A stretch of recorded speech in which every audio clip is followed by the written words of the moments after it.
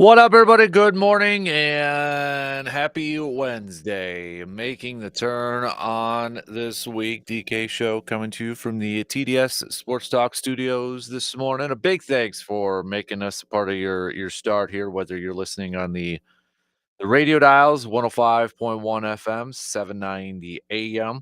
Also available online to stream at sportstalk1051.com. Just tell your Alexa devices to say, yo, Alexa, play WAYY video stream on YouTube up and rolling. Look us up on YouTube. Check it out. Join in on the convo over there, the chat room and such. So, multiple different ways for you to be joining in, right? Right. What do we have on our game plan for the next few hours for this morning? Brewers, they fall last night, but the magic number shrinks to get the number one spot in the National League. Getting blanked by the Padres at 7-0, but thanks to the Marlins for defeating the Phillies yesterday, the magic number is now down to 2, which technically means the Brewers could clinch the top spot today if they win and the Phillies lose. So maybe today. But yeah, last night got off. Padres putting up 6 runs in the first 2 innings, 4 in the first, putting the Brewers in a hole right away.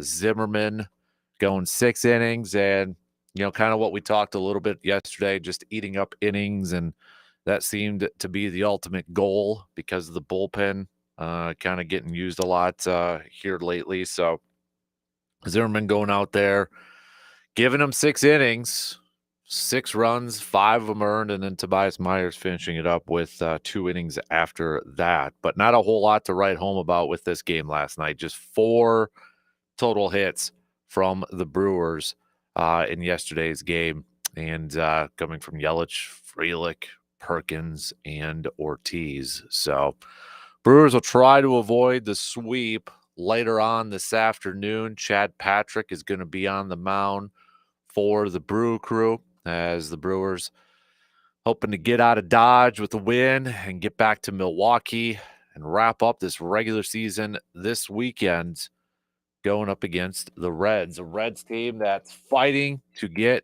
in the postseason. Still fighting.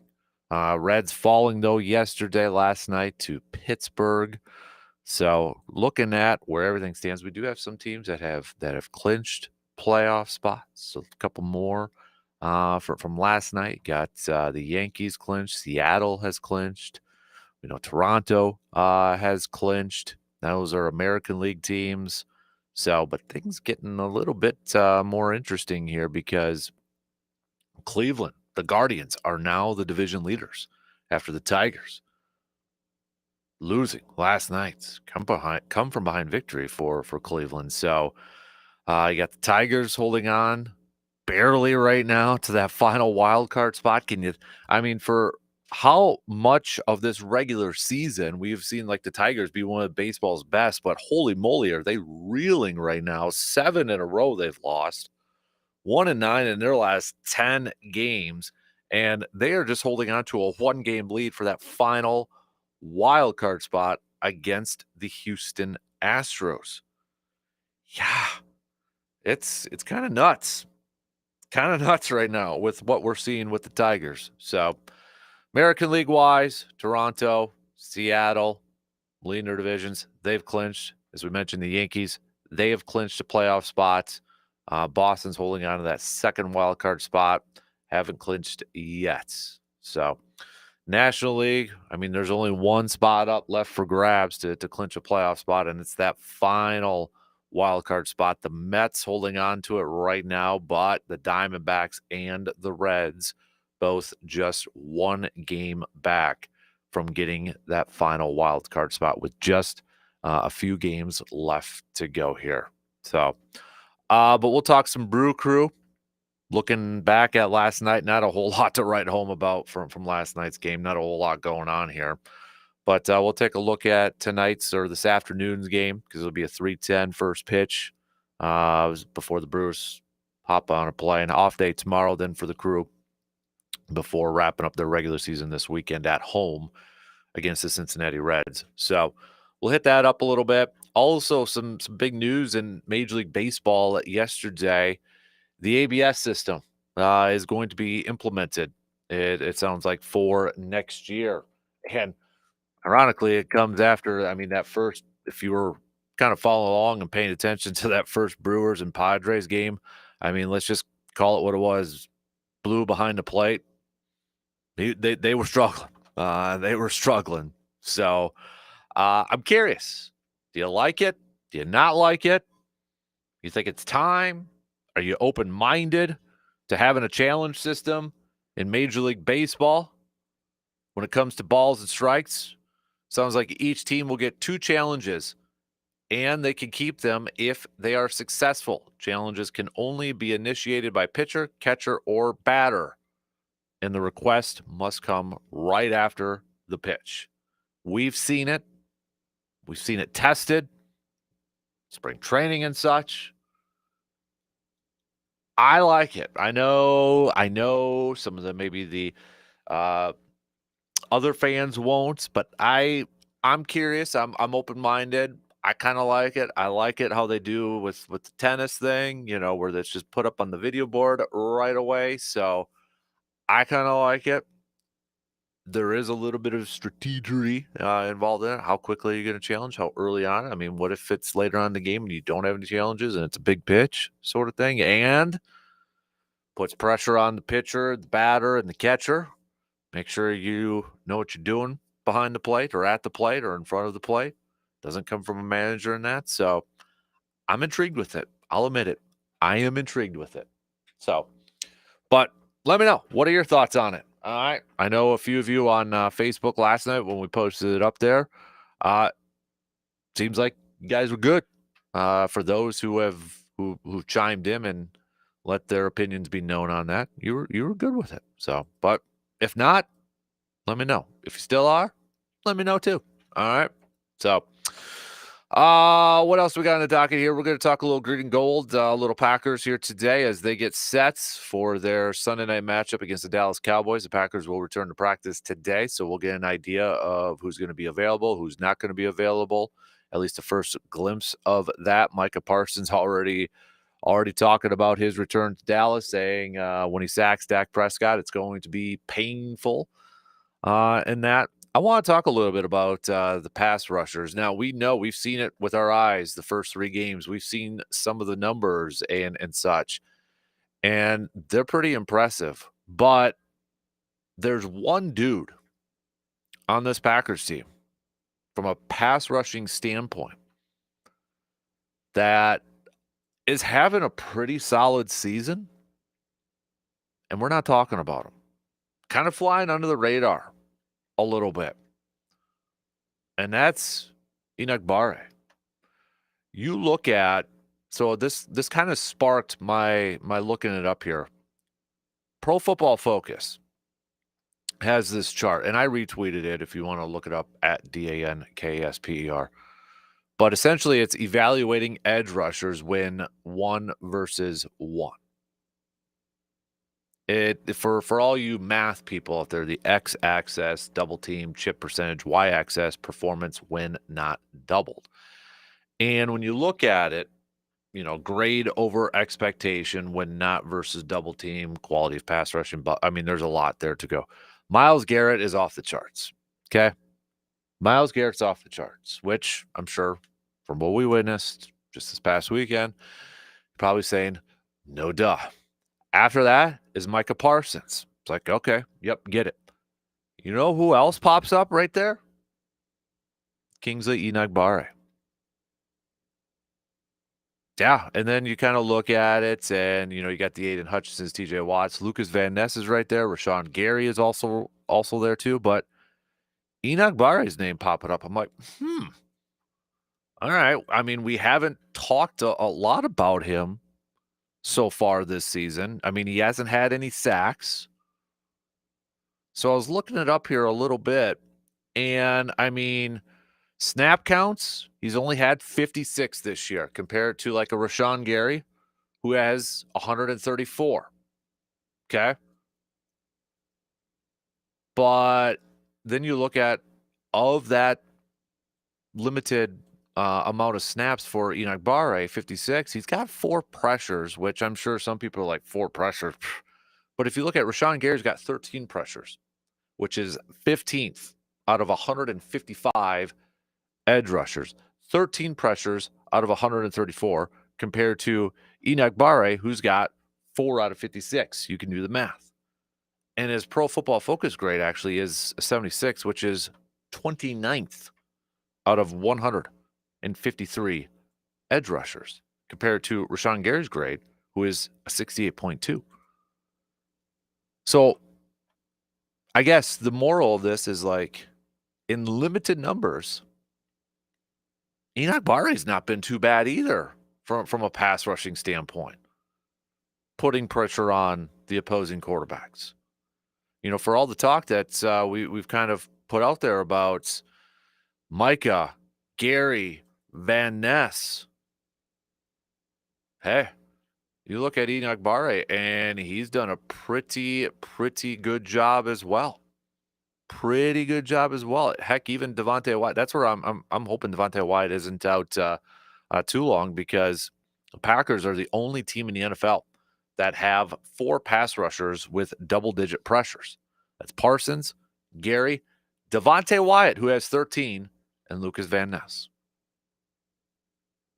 So, Packers did make a roster move yesterday. They did sign Brant Banks, their offensive tackle, who was on the practice squad, to the 53-man roster. In a corresponding move, too, Mecole Hardman was released off the practice squad. So, you know, even with the Jaden Reed injury, kind of thought maybe Mecole Hardman would be elevated. And, you know, you got a veteran guy, veteran receiver, punt return, kick returner. But obviously he hasn't been doing anything to warrant that promotion to the 53-man roster. So what are the odds he probably signs back up with Kansas City at this point, right? So, but we'll talk a little football and such. Stock reports, whose stock is up, whose stock is down. Make your picks. Send me your thoughts, your opinions. Text it to us on that Shoe Doctors bullpen line, 715-830-1912, or comment on the video streams. Coming up in the 8 o'clock hour, too, I want to talk, because apparently there is another documentary coming out, but it's coming up with the anniversary of, like, the launch of ESPN. And I, you know, of the generation who grew up with ESPN, the emergence of ESPN. I mean, for crying out loud, as a kid, as a youngster, that summer was like, that's the only thing that was on. Late night Sports Center, the old schools with Stewart and Eisen and Patrick and et cetera, et cetera, et cetera. But how much has, let me throw this back to you before we kind of get to our topic coming up in the 8 o'clock hour. In your opinion, how much has ESPN, regardless of the program, whether it's like a PTI or just Sports Center or whatever, has influenced your sports fandom? Like, how much would you say, how much would you credit the emergence of ESPN, like, increasing your sports fandom? You know what I mean? Like, I think it's a big one. As much as we kind of gripe about it now, you know, the mothership, or, you know, kind of like, okay, the coverage and all that, like, hey, cover our teams a little bit more, you know, in terms of how we kind of gripe about that at times. But when you look back at it, how much did it kind of influence your sports fandom? Because, I mean, I'll be honest, big time for me. Huge. Whether it was going to the website or, again, watching like Sports Center on loop, even though I just got done watching it, let's rerun it back. You know what I mean? Or the bottom line, right? The bottom line was like the first Twitter, first social media. You're watching the bottom line for the breaking news or for the updates. It's huge. It's huge. So we're going to hit that up coming up in the 8 o'clock hour here. So that's your game plan for this morning. Let's lead it off talking a little baseball. All right. Not a whole lot to recap from last night's Brewers game. If you didn't stay up and watch or listen to it, you didn't miss much. So won't spend a whole lot of time recapping that. But we will look ahead to this afternoon's game, where today, possibly, maybe, Brewers can wrap up that number one spot in the National League. So they'll need to take care of their own business and get a little help from the Marlins again. But we'll take our first break and get things going here this morning on the leadoff. Coming up after these quick words.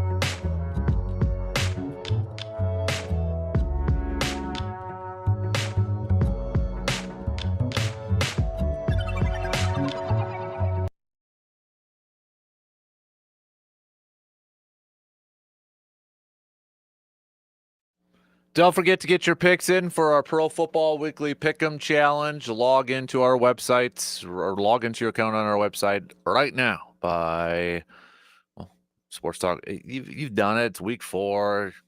You already know the drill.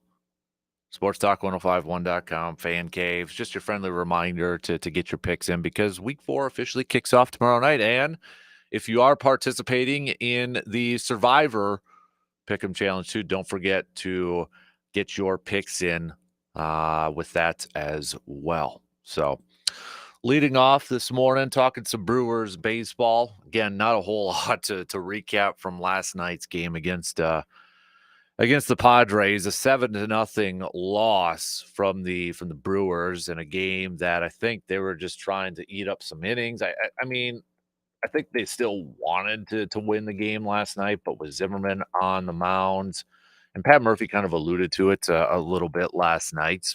um, saying that, you know, he kind of said, I know the fans probably don't understand it or don't like it, kind of with Zimmerman on the mound last night, but thought he did a good job eating up some innings and getting through the ball game, and and that's what he did. He goes out there, pitches 6 innings, and gets through it, eats up those innings. Yeah, this was the quote, courtesy of Todd Rosiak. I know our fans, Pat Murphy on Bruce Zimmerman quote. I know our fans probably don't watch it the same way I do, but he pitched 6 innings, and we all know the state of our bullpen and the pitching staff in general. I thought he did a tremendous job, and that's exactly what was needed tonight. So, yeah,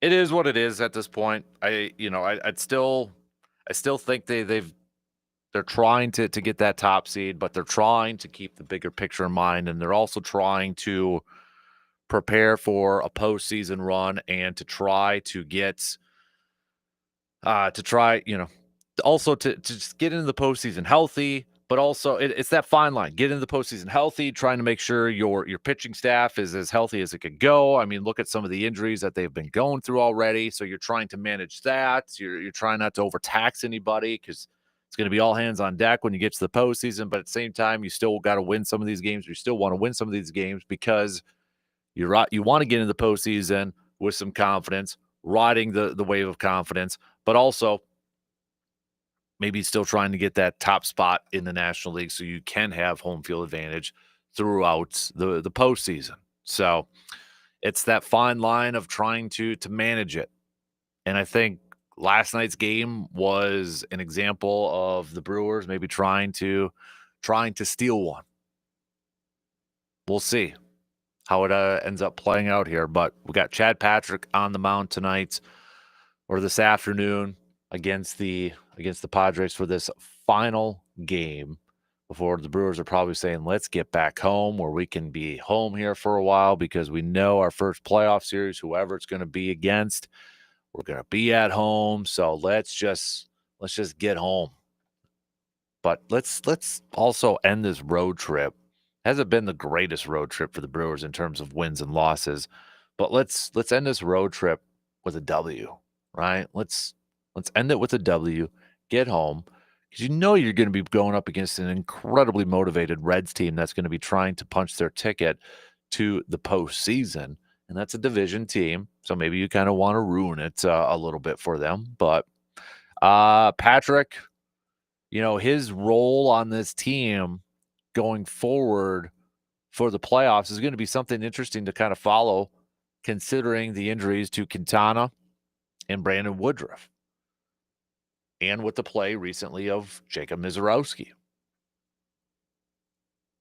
We just kind of assumed Patrick probably going to be coming out of the bullpen when it comes to the postseason, but do the injuries and the play from the Miz lately change that thought process a little bit? Could Chad Patrick potentially be a starter in the postseason? When you look at what has he done for us lately, or what has he done for the Brewers lately in the month of September, he has appeared in 4 games. He has started 2 of those games, and he's got a 4.22 ERA. In fact, it's been his starts where he has allowed the runs, going back to September 9th against Texas, 4 1/3, gave up 3 earned runs. And then his latest one, St. Louis, 4 1/3, 2 earned runs. Other appearances have just been innings of work, 1 inning of work. Go back to August when he was back up on the ball club. Both of them were starts, 3 earned runs, 2 earned runs. So it's going to be something to kind of follow. I think it's, Brewers probably, honestly, I don't even know if Pat Murphy or the Brewers even know truthfully how this pitching is going to shape up when they get to the postseason, because they're going to be waiting to hear news about Brandon Woodruff, news about Quintana. They're going to probably take it up to the wire because they want Woodruff part of that rotation. And if not, probably want to go to Quintana if they're looking at just that three-man rotation for the first playoff series, that divisional series. But Patrick's kind of a wild card right now. He's a guy that, this year he has been asked to do a lot of different things. Began the season as a starter for this Brewers team, then asked to kind of evolve a little bit. His first appearance, he threw an inning back on in the opening series against the Yankees. But after that, then it's like with the injuries, hey, can you be a starter here? And I mean, at the beginning part of the season, Chad Patrick was a very solid starter. Month of April, he had a 1-2 record, but he had a 1.82 ERA. He was the pitcher at the beginning part of this season where he just wasn't getting any run support. May, 3.32 ERA. June, he had that 4.85 ERA. And then once guys started to get healthy and started to come back, he made one start in July, and then it's back to the minors. But he was on that stretch at the beginning of the season where he was kind of the Mr. Consistent pitcher. The most earned runs he gave up in the month of April in a game was 2. Then you got into May, and it was like, okay, the most he's given up is 3. You kind of knew what you were going to get. And then June turned around, and that's kind of where it's like, all right, maybe the book was out on him a little bit more, or just, losing a little bit of the control and the command. But got to look at least at the beginning of the season. And Chad Patrick was a very solid contributor for this ball club. But I don't even know if Patrick kind of has an idea of what the Brewers envision for him or what the plan's going to be for him once we get to the postseason. I think it's kind of up in the air at this point. On the other side, going on the hill for the Padres is going to be Dylan Cease, who is 8-12 in 31 games started this season, a 4.64 ERA. That ERA is higher than his career ERA of 3.89, and he is coming off of a loss against the White Sox back on the 19th, where he gave up 4 earned runs in 6 innings pitched. And when you kind of look at what has he done lately, though, before that loss, I mean, he was pitching well. Picked up a win against Colorado, both wins against Colorado, where he only gave up 1 earned run in each of those games. So in the month of September, he's got a 3.43 ERA. In August, he had a 3-1 winning record, but that ERA was at a 4.94. So, and then, just kind of looking at his season overall, ERA a little bit higher than what we've normally seen from Dylan Cease. So, looking at the lineups here, you got Brewers players who got a couple games, few games worth of experience. Bowers actually has 11 career at bats against him, but he's just an 0.91 average, 273 OPS.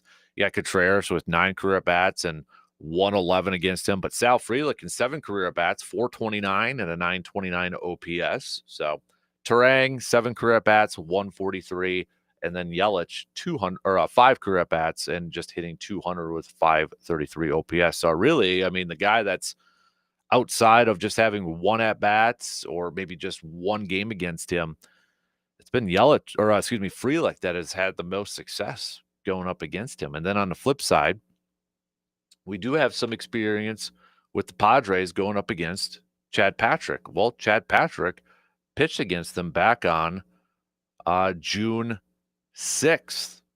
Patrick did get charged with the loss, but it was one of those games. Can't blame it on Chad Patrick.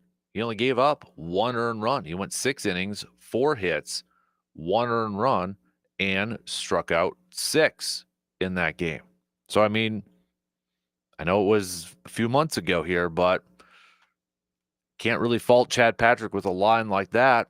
So when you look at this order, it's a game's worth of experience between these hitters going up against Chad Patrick. So can't really write home about anything with it. I mean, Luis Ariz is 500, meaning 1 for 2 against him. Machado's 0 for against him. So, but at least Patrick had the success going up against, the Padres a little bit earlier. Just gotta get the run support. Like, we gotta see the offense. I mean, you're looking at some of these Brewers games here, as of late. We wanna see a little bit more offense coming through this thing. Get your pitchers some run support. It's like these last couple games, the pitchers have kind of been on a little bit of a lonely island, it feels like. Like to see that offense kick it into gear, put up some runs, and help out your team here. I know they put up 4 in that first game against, the Padres and such, but, in the Cardinal series, it was just 1, 3, 1, on the road there, so, like to see them kinda kick it into gear here a little bit more and try to capture a little bit of offensive momentum, especially before going to the postseason here. We got more teams that have clinched postseason spots. What does that playoff picture look like? We'll kind of recap it as we start to close up this final week of the regular season in Major League Baseball. But we'll take a look at that coming up after these quick words.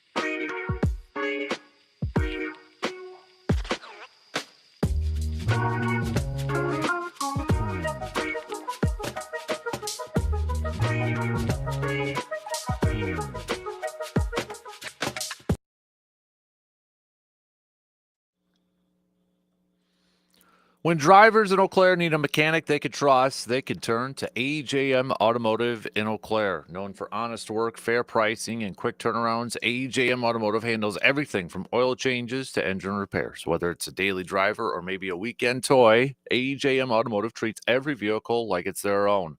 Friendly service, expert technicians, and a reputation built on integrity.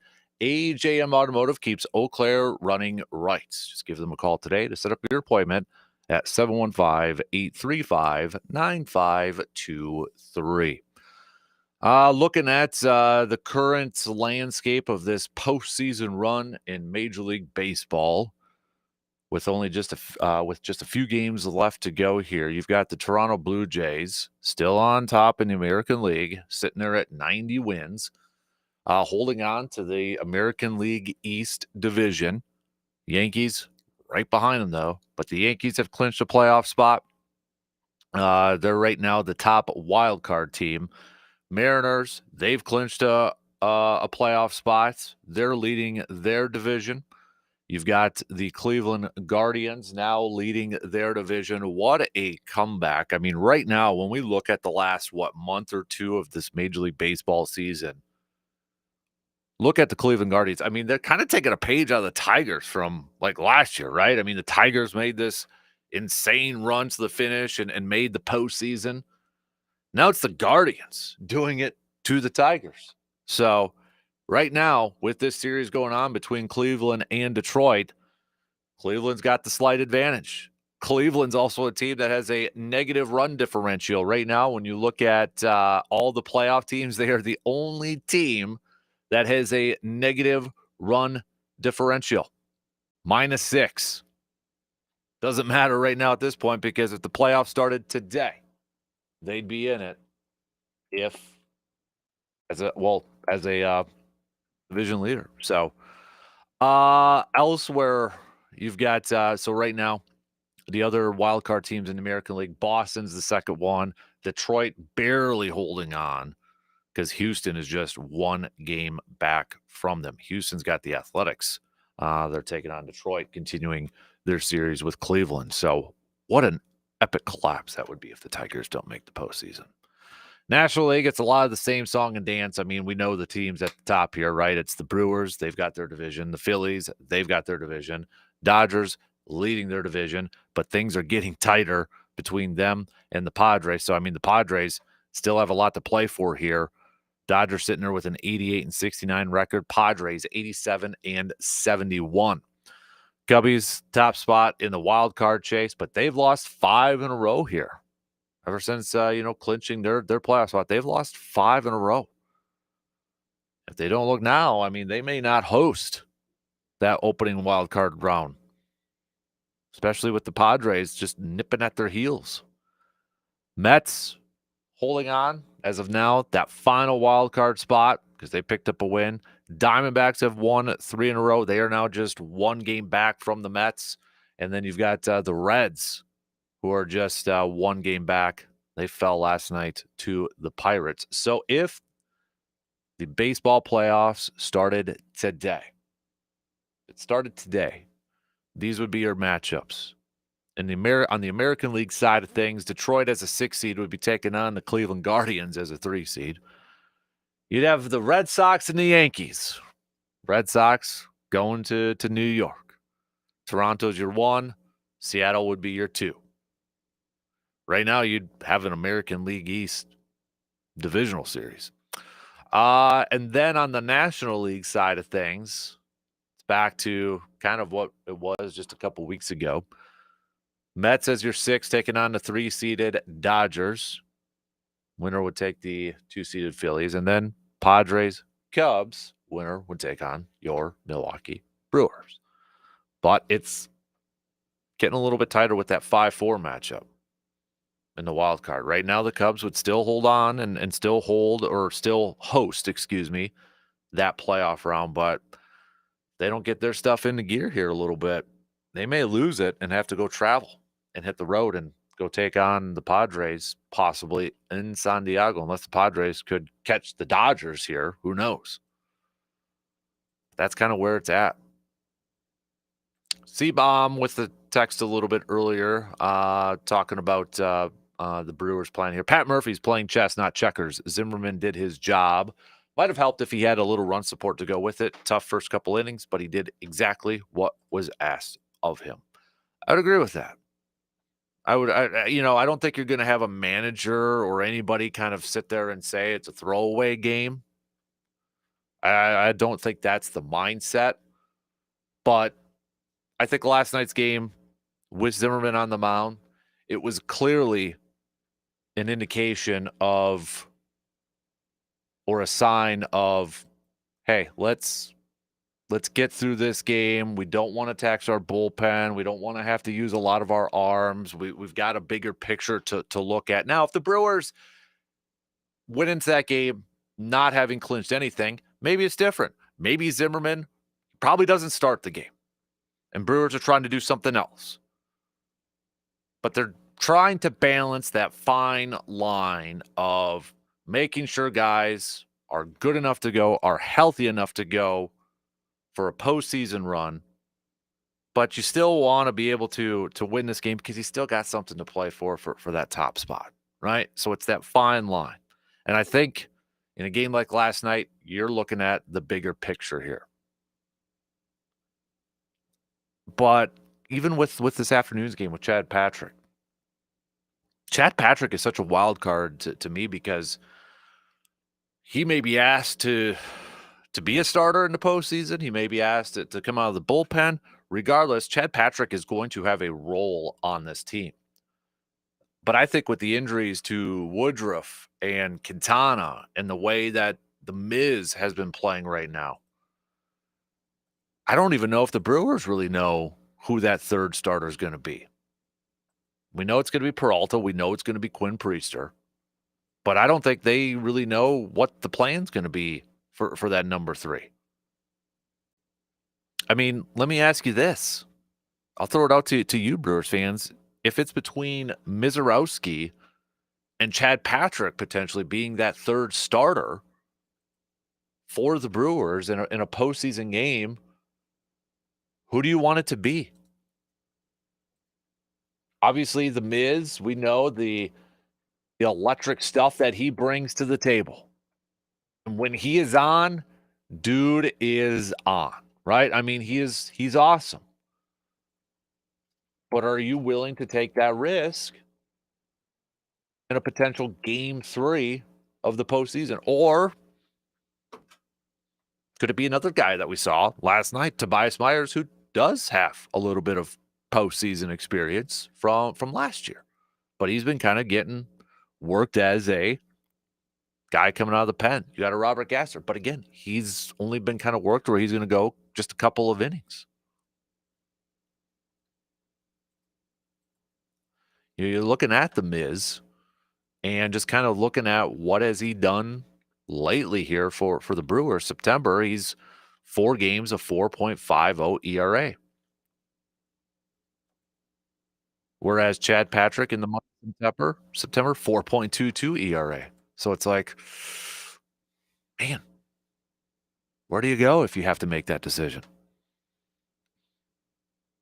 All right, let's take a quick break. We'll wrap up the first hour. I do want to get to a little green and gold talk coming up in the next hour. Talk a little bit about these pass rushers from the Packers, including a pass rusher that in his limited role, limited snaps, dude's actually been playing really well. And I think we got to give him a little bit of credit. We'll be back after these quick words.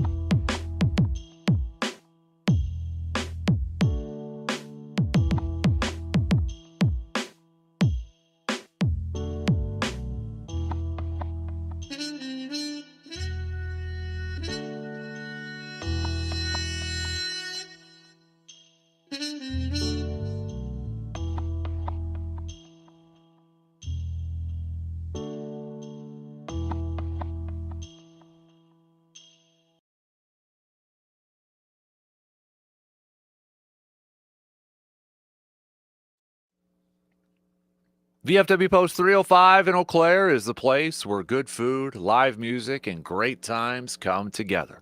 From casual dinners with friends to packed nights with local bands, there's always something happening at the VFW Post 305. The kitchen serves up delicious meals. The drinks are cold. The atmosphere is welcoming. Whether it's a night out, a community event, or just a place to relax, VFW Post 305 has it all. Visit them today at 1300 Star Avenue in Eau Claire. Again, reminder, the Brewers game today going to be this afternoon, 3:10 first pitch. 3:10 first pitch. Pre-game coverage will begin at about 35 minutes prior. Then travel day for the Brewers before wrapping up their regular season at home with a 3-game series against the Cincinnati Reds on starting on Friday. So if you're going to be doing a little bit of scoreboard watching here, as the Brewers' magic number to clinch that top spot in the National League is currently at 2.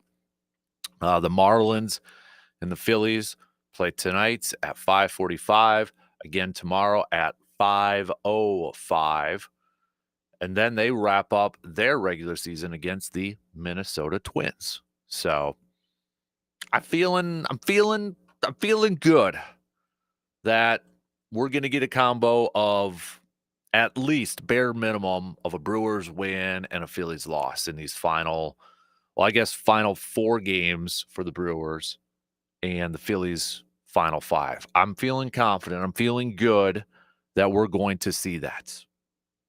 Again, magic number is a combination of Brewers wins and Phillies losses. So if it's one Brewers win and one Phillies loss, got it locked up. Obviously, I'd like to see probably a couple more Brewers wins, maybe set the franchise record for the most wins in a season.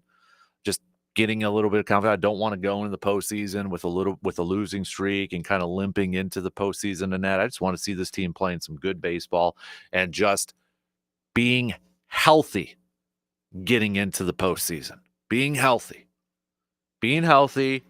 playing solid ball. That's what I want. But if the Brewers do win today, they will match their franchise record for most wins in the regular season. They'll match that. 2 more, then they'll beat the record for the most wins in the regular season for the franchise. So we'll talk some more Brewers coming up a little bit later on. Don't forget to send me your stock reports. All right, stock reports. Whose stock is up? Whose stock is down? Send those on over to that Shoe Doctors bullpen line at 715-830-1912. You can also comment on the video stream on YouTube with your stock reports. So we'll get to those coming up a little bit later on. Topic that we're going to be hitting up in the 8 o'clock hour. There's a new documentary coming out about SportsCenter and ESPN, because the anniversary of that launch is coming up here.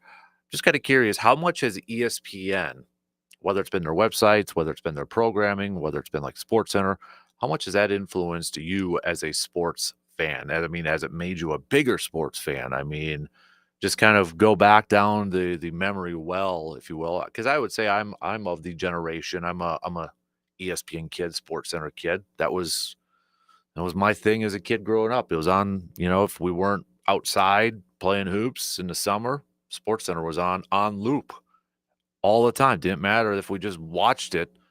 Let's rewatch it back.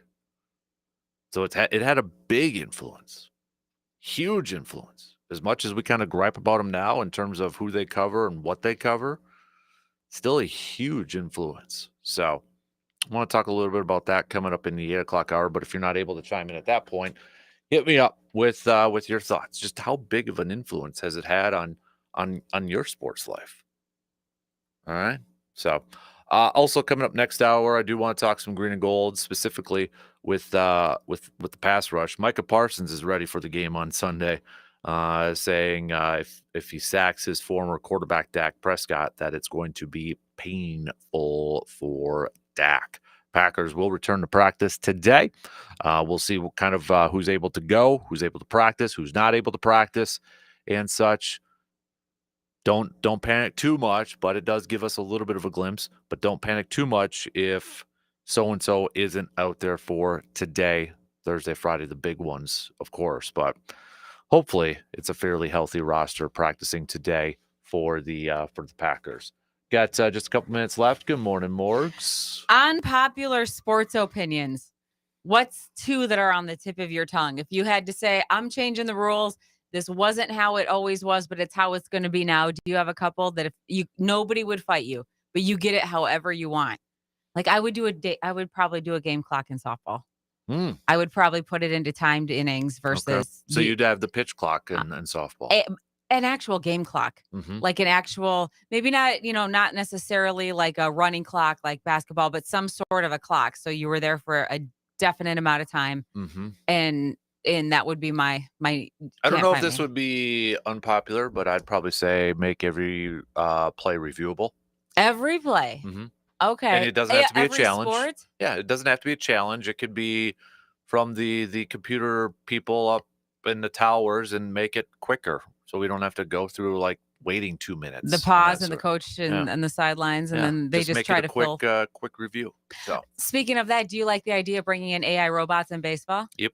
Why? Because you think they're going to be more precise than the human eye? Well, one, but I like the fact it does add a little more strategery to it, because it's got to be the hitter, the catcher, or the pitcher that can only challenge, not the manager. And it's got to be right after that pitch. So you think it's going to pull out a little bit of the human emotion component and put it more pragmatism, objectivity, clinical? Because there could be an issue, like let's say you decide to challenge right away and you lose your 2 challenges, then you get to the 9th and it's clear that it's a missed call. You can't challenge it. So you like limiting it.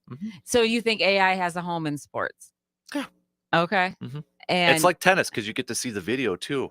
It's like that where tennis is like if the ball's out or not when they challenge it. It's just like that in baseball. You're going to be able to see it. Okay. Have the video. So you heard it here first then. All right. Thanks, Margs. Anytime. News updates. We'll be back after these quick words.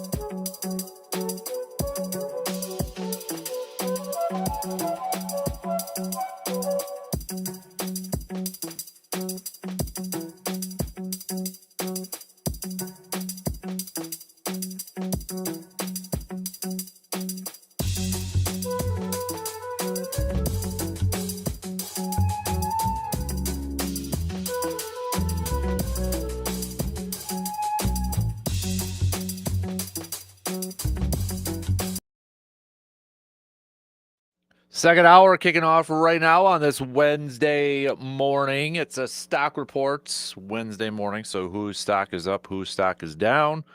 You can make your picks by texting us on the Shoe Doctors bullpen line, 715-830-1912, or join in on the YouTube video stream. Going to talk a couple, little Packers here in just a couple minutes. We'll get back to some more Brewers talk, but again, Brewers going to try to avoid being swept this afternoon. 3:10 is first pitch. Chad Patrick's going to get the start for the Brewers. The magic number for the Brew Crew, down to 2, even though they lost last night. Did get down to 2 thanks to the Marlins defeating the Phillies. So it is possible today. Brewers win, Phillies lose. Got it. Magic number.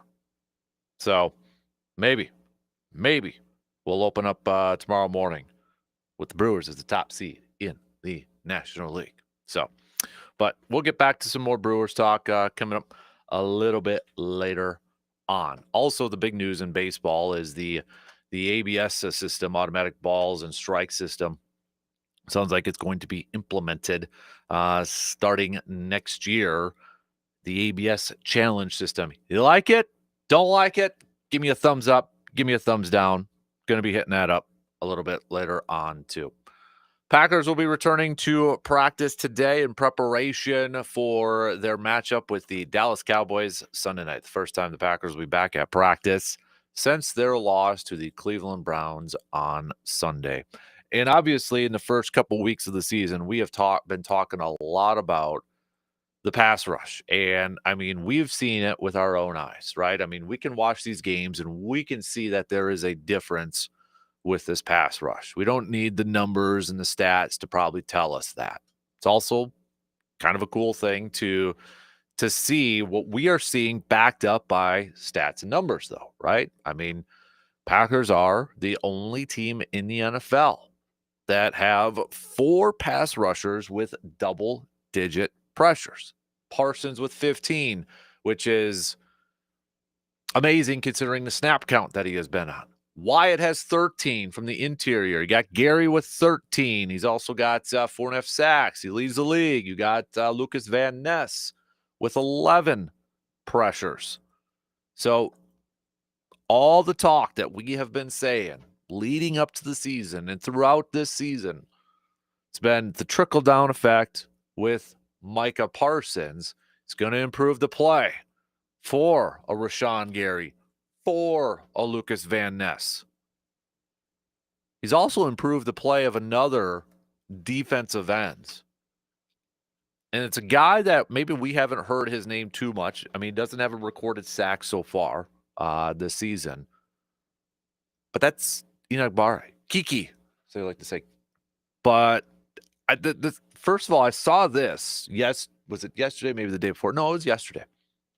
And it was from Pro Football Focus. And it's one of those graphs. And again, I'm not the biggest math person in the world. I hate math, okay? But I like charts. And when it comes to sports stats and statistics and such, it's like, okay, these are some interesting stuff. So essentially what it is this is a chart where it kind of graphs double teams, chip percentages, performance when not doubled, okay? It kind of tries to balance that, the double team percentage, and then grade over expectation when not versus when double teamed or not double teamed. Essentially, this is supposed to be a graph that shows just how dominant Myles Garrett has been so far this season. It's a graph that evaluates edge rushers by accounting for difficulty of the assignment. Myles Garrett is just blowing it out of the water. Behind him is Micah Parsons. All right. 2 of the top pass rushers in the league leading that chart. That shouldn't surprise anybody. You got Joey Bosa, who's up there, who's having a nice bounce back year. But you know who else is right there? Kingsley Enagbare. So I saw this chart, and I'm like, yeah, Myles Garrett's off the chart. And if you want to look at it, I retweeted it yesterday on my Twitter account at DANKSPRX, whatever we're calling it. Myles Garrett, Micah Parsons, but right there, by kind of in an area by himself too. So it stands out. Is Enagbare. Little bit down to the left, then you got Lucas Van Ness and Rashawn Gary and TJ Watt and Aiden Hutchinson and Nick Bosa. Guys we know, guys that we expect to be there. But Enoch Barre's right there, and I'm like, dang. All right, we haven't really talked a whole lot about him. I mean, it's been highlighted by the Parsons and Van Ness and the Garys and even Devontae Wyatts and such. So did a little bit more digging up when I saw that. I'm like, okay, how much has Enoch Barre actually like played and that? And when you look at it, he's only played 56 snaps in 3 games. Compare that to Rashawn Gary, for example, who has played 134 snaps in 3 games. Okay? Definitely a big, wide gap. How about maybe the better comparison is Lucas Van Ness. How many snaps has Lucas Van Ness played so far this year? He's still over 100. 101. 101. Okay? So when we look at what Enoch Barre has done in limited amount of snaps, he's got 4 pressures. Pro Football Focus credits him with 4 pressures. If you break it down a little bit further and take away his run defensive snaps, he has been on the field for 38 pass snaps or for 38 pass rushing reps. And he's gotten 4 pressures on there. He actually has a grade, a Pro Football Focus grade of 76, which is 29th out of 153 defensive ends so far this season. That is a higher grade than what Rashawn Gary has, 68.2.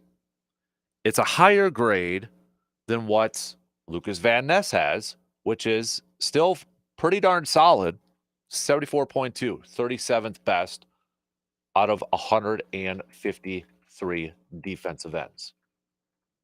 Now, if you want to compare it a little bit, Micah Parsons here. Okay, I mean, Micah Parsons, his grade, again, this is Pro Football Focus, but Micah Parsons has 90.1, which is 4th best in the National Football League.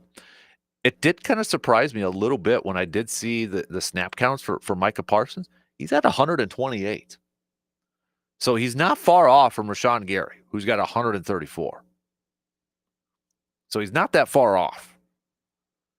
So while you're probably looking at Enoch Barre's like, well, he's got 4 pressures. You know, he got no sacks. Parsons got 15 pressures. Van Ness has 11 pressures. Gary's got 13 pressures. What's so great about that? But you look at it compared to his snap counts. It's like he's actually been pretty darn solid in a very limited role. And this is a guy, too, that, I mean, we didn't hear a whole lot in training camp, in preseason. Didn't hear his name a whole lot, right? Even without Micah Parsons, we didn't hear his name a whole lot. I mean, we were really focused on the front 4, the starting front 4 when Kenny Clark was there. It's like, okay, as a group, this has got to be a better group. We got to get production. I mean, you know, you had Sorrell coming in as a rookie, day 3 pick. I think there was even more talk and maybe a little bit more excitement surrounding him potentially.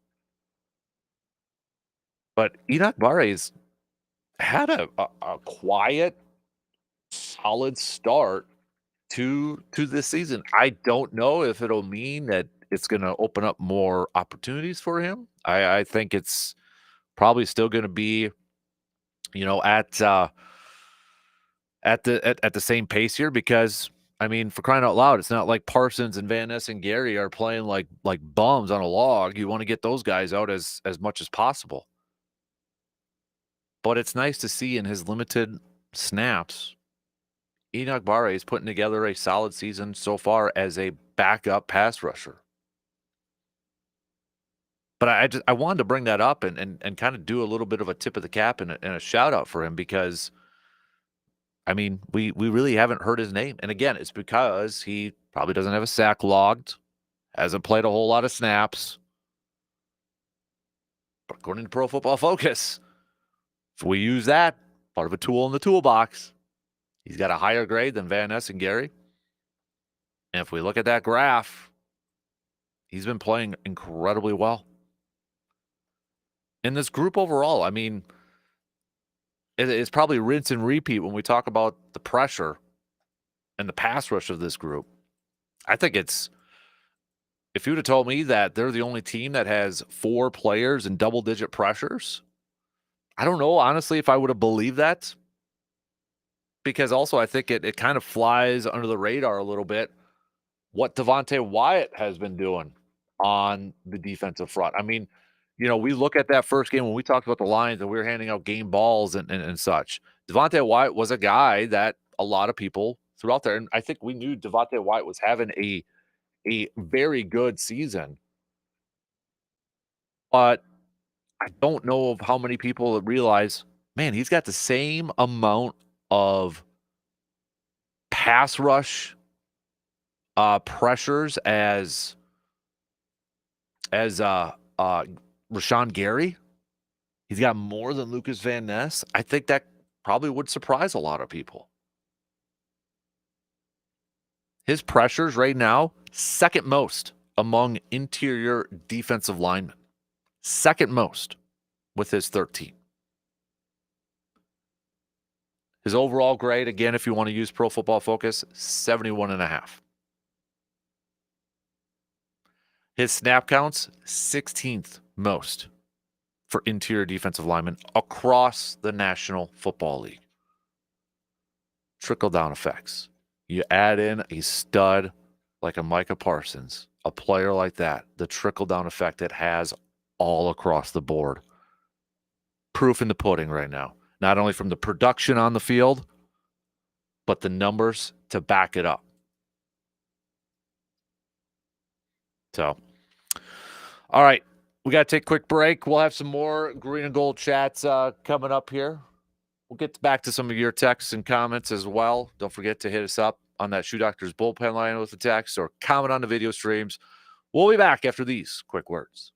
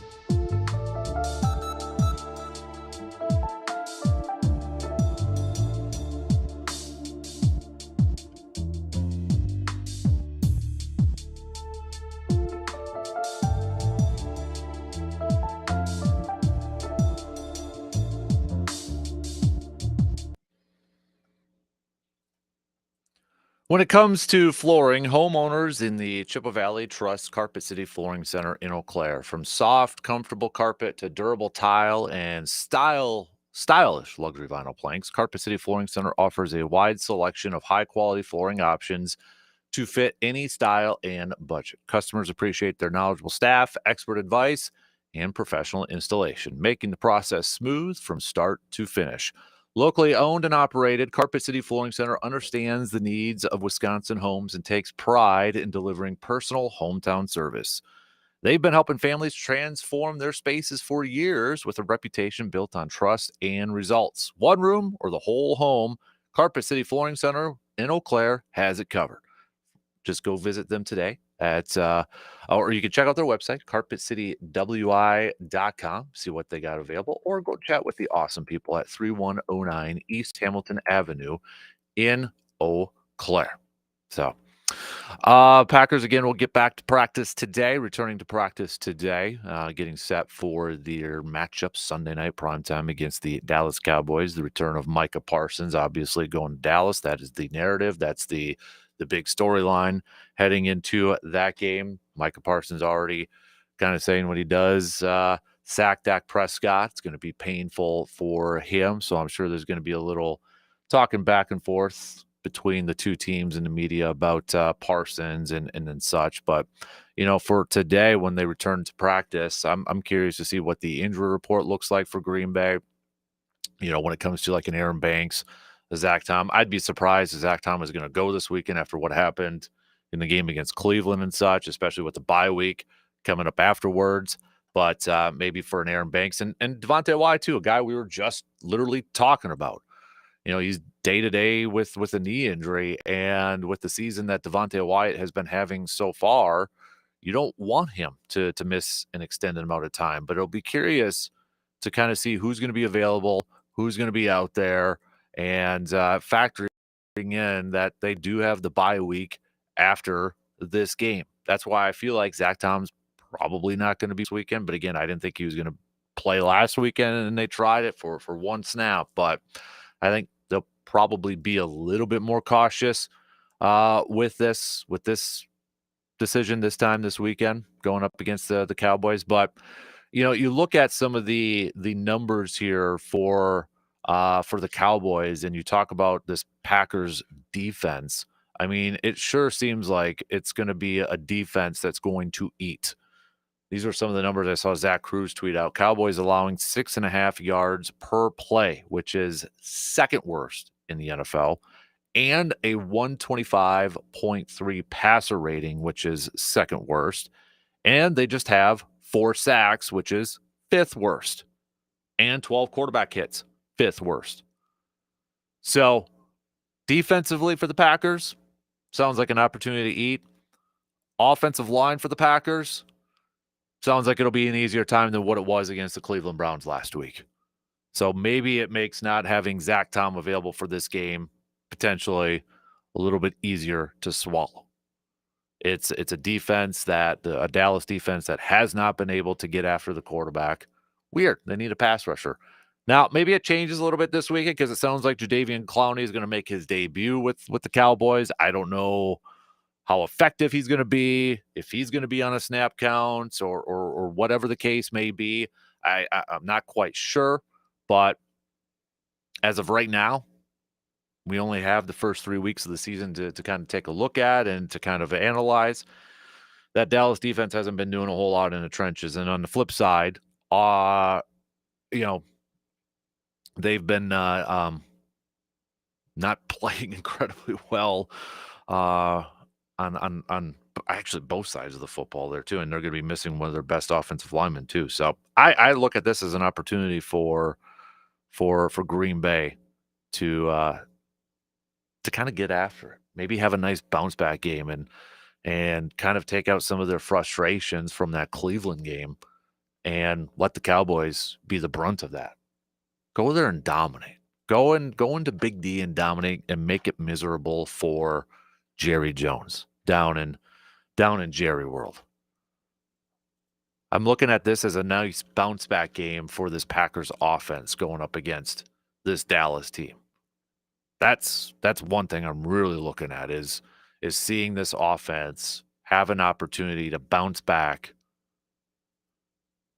and maybe put up a big number. Defense has been doing a lot of the work so far for Green Bay in these first 3 weeks of the season. Let's see the offense go out there and kind of dominate and put up a big crooked number right away.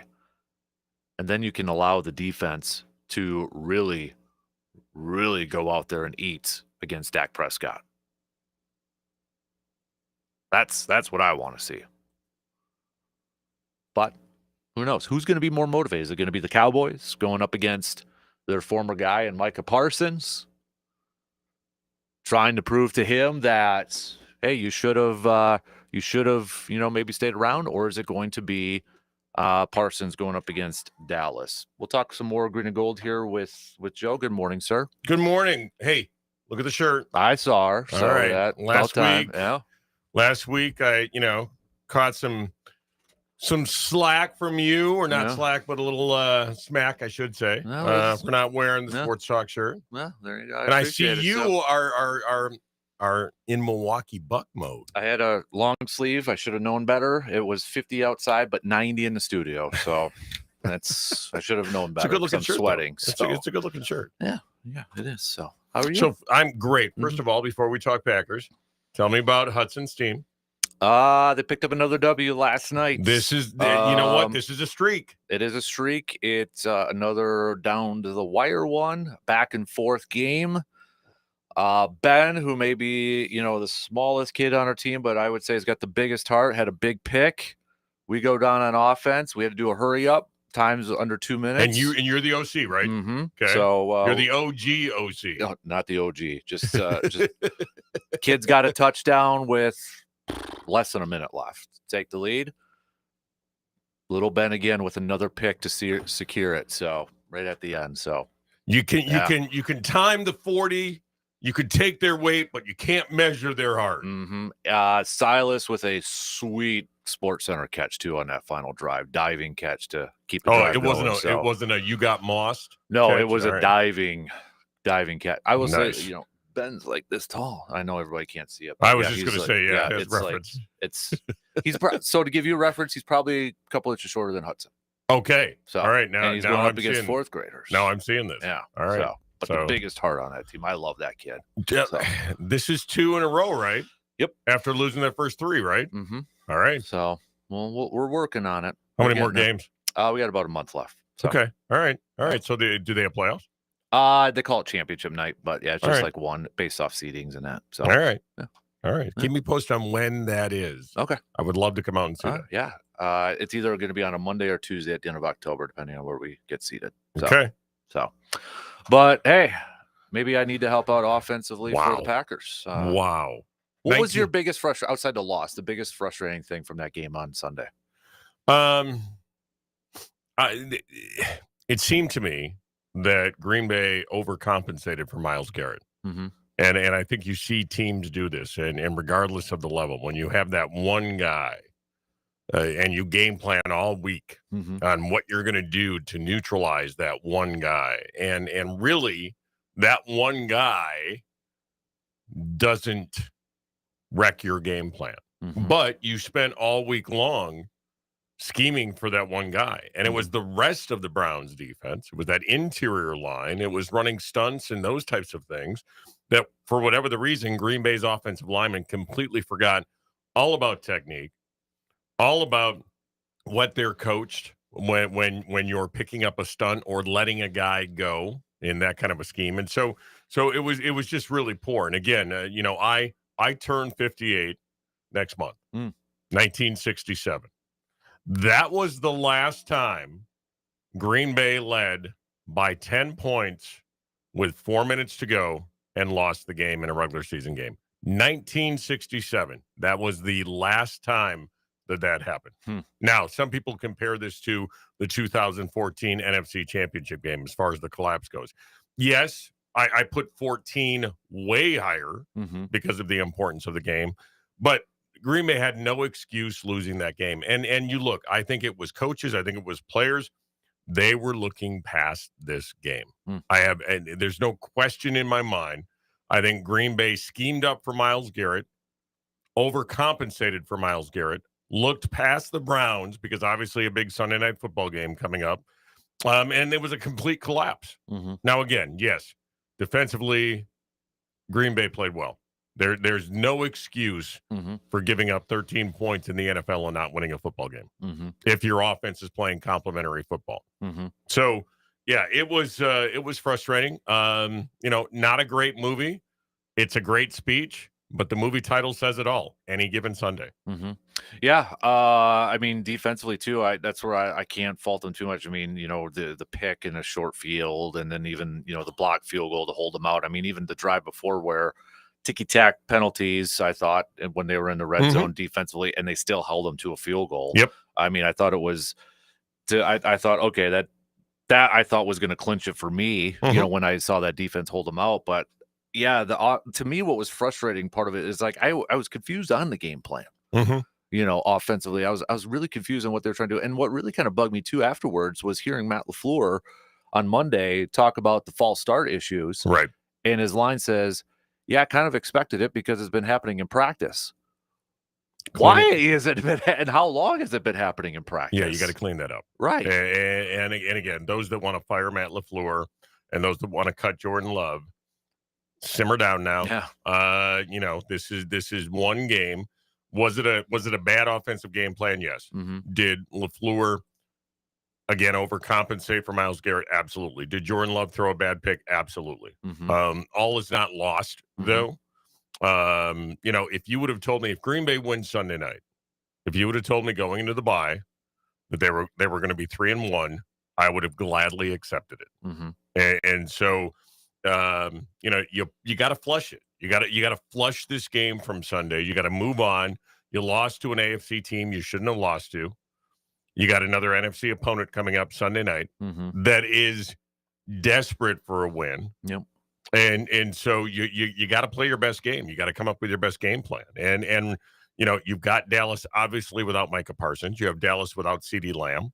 I believe they have some injuries on the offensive line. Glover is not going to be playing, it sounds like. So yeah. It's a perfect storm for Green Bay. But you got to come out and play. And Matt LaFleur this week needs to get back to fundamental football. And again, a lesson learned, don't overcompensate and change the game plan just from one player. Play your game and trust your players to play their game. And again, a couple of things with that offensive line for Green Bay is Jordan Morgan.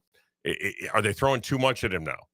Because now fourth position that he's working at, left tackle, right tackle, left guard, right guard. And if anyone thinks that it's easy to go from left tackle to right tackle, it's not. And the same thing for guard. It's a very, very different position. And they're asking different things. And so simplify things for Jordan Morgan. I heard you earlier. Zach Tom doesn't play. I mean, that's my opinion. Because yes, they do have the bye. I don't think Aaron Banks plays. So you just go into this week and you settle on an offensive line, and that's your offensive line going in. Devontae Wyatt, who knows, the knee injury. But, when the season came out, when the schedule came out, you were like, oh, early bye. Oh, it always seems to work out, right? I mean, every year. Green Bay needs it. Yeah. They need it. They need it to get healthy. You look at the receiving core. It's another week for Christian Watson to get better, because I think Green Bay needs to get him out there. And then some of these other guys that are fighting back from injury. And so again, horrible loss.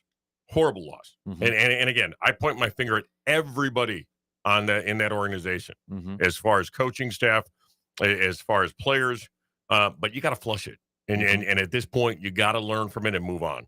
No, I totally agree. So looking at this Dallas game, obviously a lot of talk is going to be about Micah Parsons returning and such. And you got Kenny Clark going up against his former team in that. But I mean, some of the numbers here, when you look at what Dallas, especially on the defensive side, has lack of been doing here. Right. I mean, this looks like a nice, at least on paper, a chance for this Packers offense to bounce back and put together a solid performance. Yeah. And look, teams right now are basically saying, Jordan Love, you got to stop us. We're gonna put 8 in the box right now. Josh Jacobs, 3.1 yards a carry.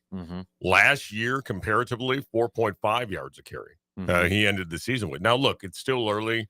You get a couple of games where he averages 5, 6, 7 yards a carry. That average is going to go up. But right now, teams are saying, Jordan Love, you got to beat us. We're going to make we're going to make you one-sided. We're going to take away Josh Jacobs and make Jordan Love. Yeah, on paper, this game has all the what's the word I'm looking for? All the potential, I guess, would be the best word for Green Bay to really break out. Now, the other thing with this game, and I want to ask you this. Some people have said, and again, I don't know if I believe it, but some people have said Micah Parsons sometimes takes plays off. Okay, sometimes, this is coming a lot from the Dallas side of things after the trade, and sometimes needs extra motivation. So when Micah Parsons hears all this stuff or heard all this stuff about, great player, not a great person, maybe locker room wasn't great, how much motivation do you think Micah Parsons has Sunday night? I know you said sacking Dak Prescott's going to be hard. But when you got a guy sitting up in the owner's box, you got a chip on your shoulder. I mean, me personally, I see Micah Parsons having at least 2 sacks this week. That's the number that was popped in my head. I mean, I think we've seen it in the first couple weeks of the season, an incredibly motivated person. And it's human nature, isn't it? At any level. I mean, it could be high school ball or something. You're going up against a team or a friend or a former coach or something like that. There's a little extra motivation. It's human nature to do that. And to go into your building, I'm curious to see the response from fans. Will it be cheers at first, no boos? And then you have Jerry Jones saying, yeah, there's not going to be a video thank you or anything like that for him. I'm sure that's all kind of building up a little bit for I would think Parsons, so. Like you said, human nature. No matter business, sports, whatever it is, you've got to, there's this, I'll show you, you're not better off without me. Right. And so, I mean, my expectation for this game is Micah Parsons has probably his best overall game of the year. That's my expectation. Yep. And again, I don't think, and I love the fact that you were throwing some PFF stats out earlier. Micah Parsons is making a huge difference. If Green Bay fans are looking at the sacks, I believe he has 1.5 right now. Yeah. If Green Bay fans and casual fans are looking at it and saying, well, he's only got 1.5 sacks. No. The trickle down. Rashawn Gary's leading the league in sacks right now. The pressures, the everything. I mean, Rashawn Gary, even better in the run game as far as holding the edge. Yeah. The trickle down is enormous. But I see, again, Micah Parsons playing his best game. And, speaking of the trickle down, I should have saved this stat here. The cornerbacks, this was a ridiculous number. I'll see if I could find it. But between Valentine and Nixon and Hobbs combined, 92 yards they're allowed. Yeah, I believe it was a 30-something quarterback rating right now. Yeah. That's insane. That is insane. and that was, that was the concern going into the year. But when you put a Micah Parsons, and again, the best cure for average cornerback play is the pass rush. And so I don't see without CeeDee Lamb. Yes, they have George Pickens. I get that. But CeeDee Lamb, it really is. He's a game changer. He tilts the field. He opens up opportunities for Pickens. Now Pickens is your number one. So when you've got something like that, again, look, I still think, despite the ugly loss, and I know Packer fans, I giggle at it because, they start drawing comparisons to, well, they had an ugly loss in the Super Bowl year of '96, and they had an ugly loss in the Super Bowl year of 2000. Stop. You can't draw any parallels. It's like the amount of penalties, the most since their Game 3 loss in 2010 against the Bears. Right. And it's like, no, we can't. Don't draw any conclusions. I mean, Packer fans are grasping for straws at that point. The one thing I will say, though, when you look at the past, if you look at Aaron Rodgers, I believe it's first, what would it be, 36 games? compared to Jordan Love's first 36 games. Yep. They're almost identical. Yeah. And so that's why you can't rush to judgment. Mm-hmm. But is this a must-win game for Green Bay? Kind of. Yeah, I think so. I think so. You look at the rest of the NFC right now, yeah. Yeah, Yep. and going into that bye and everything, I think, and what you have coming out of the bye, Mm-hmm. and then what you have in that in November gets tough. Mm-hmm. And so I think this is a must-win game. And I think if Green Bay goes into the bye, if they do what they need to do Sunday night, they're a 5.5-point favorite. Mm-hmm. If they do what they need to do, yeah, I see this game being a 31-27 kind of a ball game, 31-20, 23 kind of a ball game, right around there. But I see Green Bay winning it. Now, I said that last week, but I think this is a must-win, and I think Green Bay rises to the occasion. Yeah, the number was 10 completions on 26 targets for 92 yards. That's it through 3 games. It's amazing. There's a lot to still be optimistic about. Mm-hmm. And again, I think it was Aaron Rodgers said an offense doesn't really get their identity in the year until about a third or almost half the way through the season. Mm-hmm. And I believe that. Because last year, I don't think Matt LaFleur knew what he had in Josh Jacobs to start the year. Mm-hmm. And I don't think Green Bay really gelled offensively until probably game 5, game 6, game 7 last year. And so that's when they went on a little bit of a streak midseason. Mm-hmm. And so I think it does take some time to realize what you have. I think it takes some time to realize what you have in a Matthew Golden when you've got a rookie that's expected to do a lot. So, So again, I see Green Bay winning this game. I hope I'm thinking with my head and not my heart, but on paper, and that's all you can look at right now, logically on paper, this should be a Green Bay win. Looking at, the one weapon that I'm kind of a little bit nervous about from Dallas offensive side, and if we look at the first 3 weeks of the season, is Jake Ferguson going up against this defense, and he's off to a good start. He's off to a great start. You might not have Javon Bullard, who's in concussion protocol. Right. How do you slow down Ferguson? Well, who has got to be that guy that steps up for that? Interestingly enough, it wouldn't surprise me if you see Edgerrin Cooper playing a little bit because of his athleticism and his length. Mm-hmm. And again, I love Jake Ferguson. Loved him at Wisconsin. Always felt that it would have been perfect for Green Bay at the time because that was pre-Musgrave and Kraft. Mm-hmm. So I think you can position your defense and have Edgerrin Cooper. Now you do that takes Cooper away from the pass rush, those types of things. But then you can bring Quay Walker, who has shown a little bit of explosiveness from that position in a pass rush. So if you don't have Javon Bullard, and who I don't think is a great matchup to begin with Ferguson, you could see Green Bay let's put Coop over there on Ferguson. You've got length, you've got athleticism.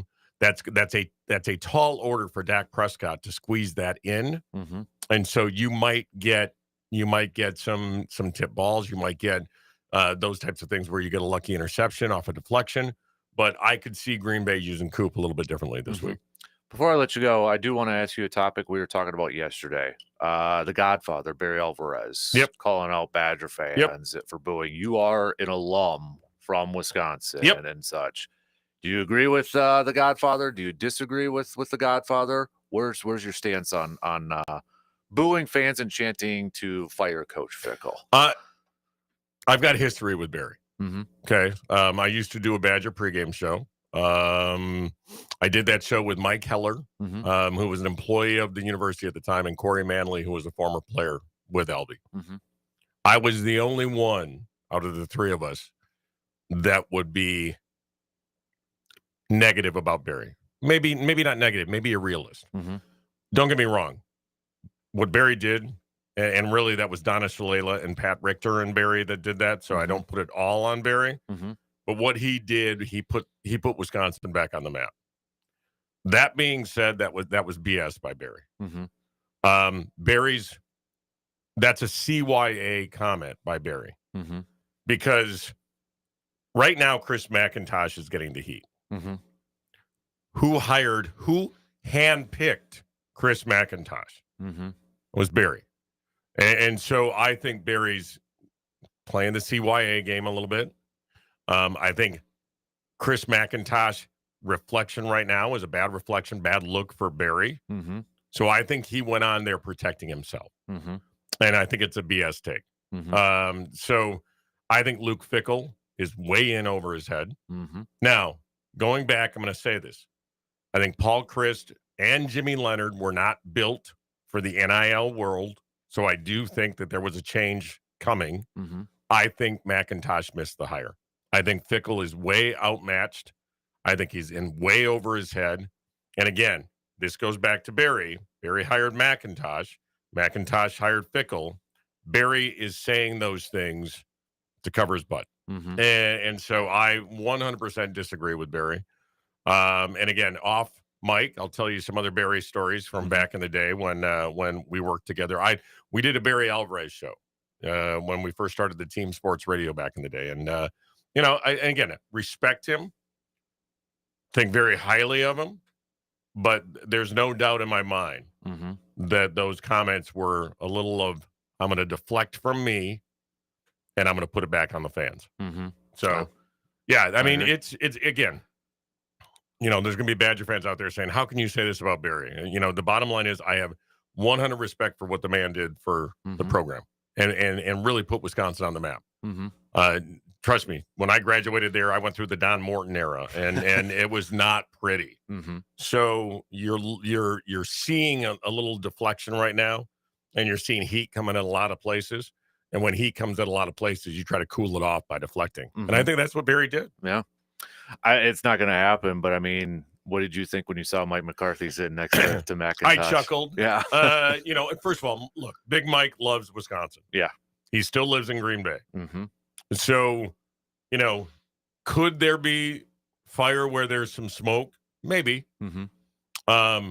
Would that be a popular pick for McIntosh to make? Yes. Mm-hmm. Yes. I mean, you saw which game was it? The Washington game or the Detroit game when they brought I think back it was the Detroit game, yeah. I mean, the crowd loved Big Mike. Mm-hmm. I mean, he's got a street named after him in Green Bay. Yep. Like I said, he loves Wisconsin. Mm-hmm. Could I see it happen? Yeah, I could. I don't think just because he went to a game with McIntosh that they're actually talking contract details. Right. Because if they're going to fire Luke Fickell, they're writing some big checks. I was going to say they might reach out to you for buyout, chip in for buyout. Hey, I might get a letter as an alum that says, hey, I know you, spent a lot of money here and you've donated over the years. Yeah. How about a little something, so how about a little something for the effort, Joe? Throw a little bit more into the coffer there. But Wisconsin football right now, we're at a tipping point. Mm-hmm. This has the potential to really, really get ugly. Mm-hmm. And I think Badger fans think it's ugly right now. I've seen uglier. I know I saw all the pictures of Camp Randall from Sunday. It's been worse. And in today's NIL, in the landscape of college sports today, when you are a bottom dweller, it is harder to get out of that bottom because of the fact that, yeah, you can write me a check, but if I'm getting the same amount of money from Indiana that you're writing me a check for from an NIL standpoint, I'm going Indiana. Well, that's it right now. Holy moly. I shake my head. I after the game on Saturday, I was talking to some old time friends of mine who are connected in Madison, and it's bad. It is not good right now at Camp Randall. Not good in that athletic department. Mm-hmm. You had the controversy with the women's basketball coach. Yep. You got what's going on here. It's not good. Mm-hmm. And again, in today's NIL, you get a big booster who gives a lot of money, who doesn't like the way things are heading. Yep. Usually heads will roll at that point. So yeah, it's not good. And again, I wake up in a cold sweat thinking of my Don Morton years right now, where I'm not kidding you. Sophomore year, I was in the dorms. I chose last game of the year to stay back in the dorms and do laundry on a Saturday, then go see a Don Morton coach game last game of the year. I believe that game was against Michigan State. It would have been 1986, I believe. And I want to say there were 22,000 people in the stands that game. Man. Yeah, it could be worse. And you know what? It always could be worse, but it's got potential to slide into that because you look at the rest of the schedule for the Badgers. Oh, Where's the next win? Where's the next win? Yeah. And 4.5, I believe, was the over under this year. I'm going to go with the under. Yeah. I'm going under now too. Yeah. It's not good. It is not good. But you know what? We got the Brewers, Bucks coming up. Yep. I'm going to say the Packers are 3-1 after this week. All is not lost. UW-Eau Claire is 3-0. 3-0, first time since 07 when I was in college. So there you go. You know, and I've said this. The WIAC is the best conference, not only in Division III, but top to bottom. When you look across multiple divisions, one of the best in the country. Look at you want to talk about a tough schedule coming up here. I think almost every team they play outside of Stevens Point, UW Claire, is either ranked or receiving votes right now. Yeah, I mean it's if you want to watch good football on a Saturday, go to a UWEC game, go to a lacrosse game, go to Stout, River Falls. Yep. Any of these programs, Platteville, Whitewater, even Oshkosh. You know, I mean, right now from top to bottom, best conference in the country. And so, you know, if you don't want to make the trip down to Madison, you know, stick around here and pick up a Division III football game in the WIAC and you know, best conference in the country. Yeah, I agree. All right, dude, appreciate it, man. I know I kept you a little long. So you know what? I love it, man. So. I love it. I love it when I can be here and we can chat and we can have this. And you helped save my voice for a little bit here too. And my voice is starting to go now. So there we go. So hey, beers. So yes, we do. We have to. Been too long. Yep. Okay. 100%. All right, we got to take a quick break. We'll be back after these few words.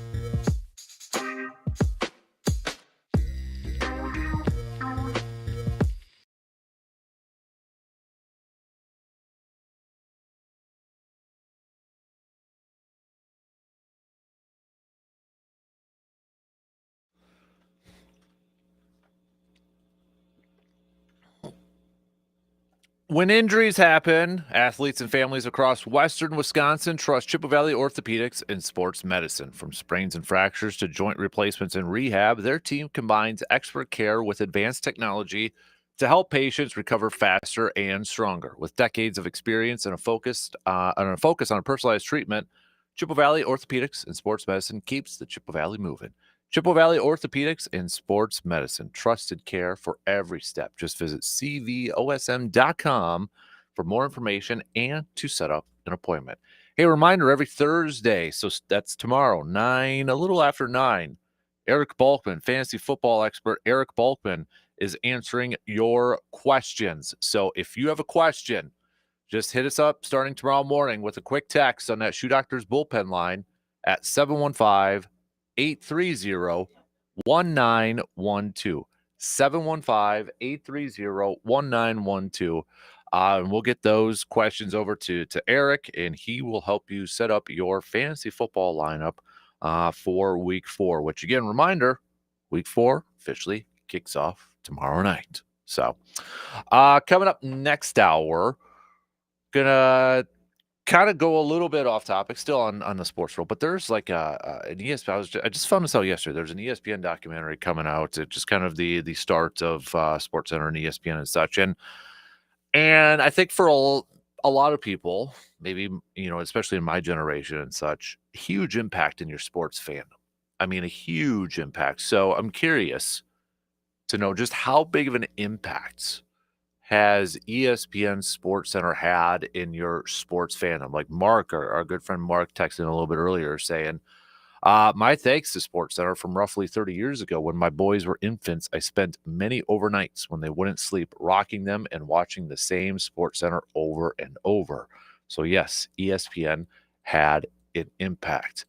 I remember as a kid watching Sports Center too, thinking they did a new show every single hour. I'm like, man, they're talking the same way, a lot of the stuff the same way.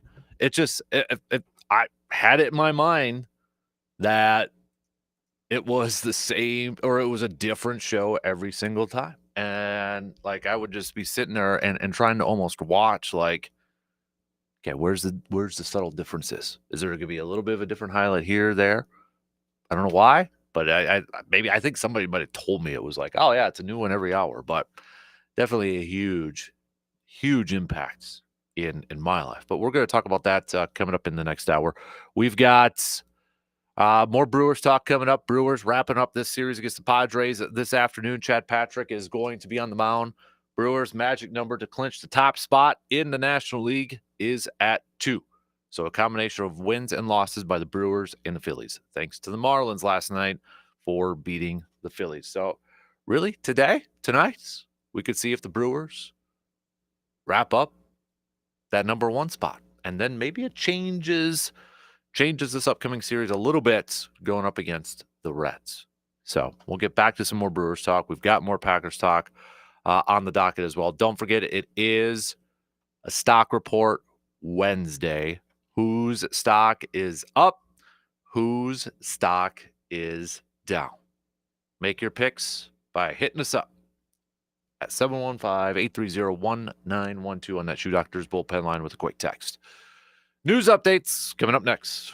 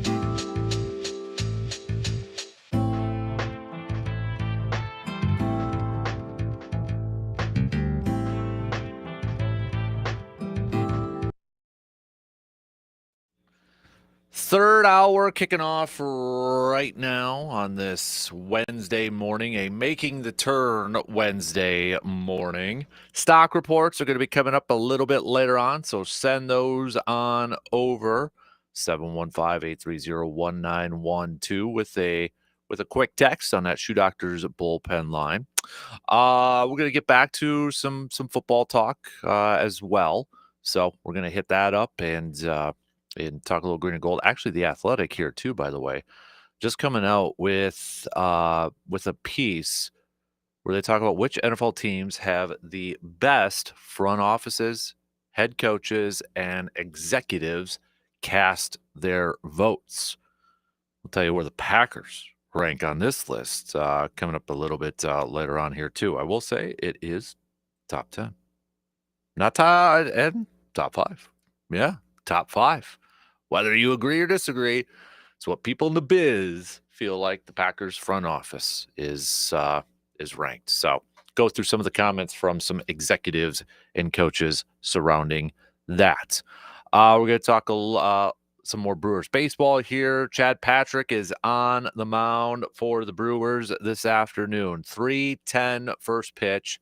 Coverage will begin about 35 minutes prior on your radio dials, 105.1 FM and 790 AM. Good to hear from you, G-Man. G-Man chiming in saying, DCast, yes, the Brewers will win 6-2, and the Brewers will win the World Series. Yes, sir. So good to hear from the Hall of Famer G-Man himself. Where'd that go? Stupid computer. All right, my apologies. Back to the Brewers here. So Chad Patrick's going to be on the mound here. And a little bit earlier, like in the first hour when we were talking some Brewers and such, Chad Patrick is going to be an interesting player, pitcher to kind of follow along with the final few games here and what role he's going to play for the Brewers because of the injuries to Brandon Woodruff and Quintana. We don't know. Brewers don't even know if those guys are going to be able to go when it comes to the postseason. And then if you need that third starter, who is that guy going to be? Is it going to be Chad Patrick? Do they go back to Mizorowski, even though Mizorowski's kind of been a little wild, shall we say? Is that the best word to describe Jacob Mizorowski as of late? So I want to ask you, Brewers fans, if it comes to it, where that third starter, it's not going to be Woodruff, it's not going to be Quintana, who would you throw out there? Would you throw out there Chad Patrick? Or would you throw out there Jacob Mizorowski? Or is there somebody else you would throw out there? Do you see if you go, because do you go Tobias Myers, who's got a little playoff experience, but he's been coming out of the pen here lately. So can you stretch him back out to a starter? Robert Gasser, yes, he got to start the other day, but it was only a couple innings because that's how he's been kind of working in the bullpen at AAA and that. You got an Eric Fetty in the bullpen too. But if it's between Patrick, let's keep it between Patrick and the Miz. Who would you throw out there? Got a lot of people going with Chad Patrick right now. That's kind of from back in the first hour. Some of our texts went with Chad Patrick. Do you agree or disagree with that? So that's where this last week, these last few days is going to be really kind of interesting to follow along here for the Brewers because of the pitching, some of the injuries on the pitching staff. Trevor McGill, if you even want to go in the bullpen, DL Hall and those guys. Could they potentially go, like, let's say they get to the championship series and then you add like a fourth starter or a fourth turn in a rotation? If Quintana and Woodruff still aren't back, do they go 2 starts where it's kind of like piggyback starts? And then you're really putting a lot on that bullpen and that? I don't know if you do that, but Chad Patrick's going to be an interesting player, pitcher for this team to kind of follow along with and really see how he helps out this team. He's going to have a role on this team when it gets to the postseason. But I think it's fair to say that role might be a little undetermined at this point in time. Might be a little undetermined.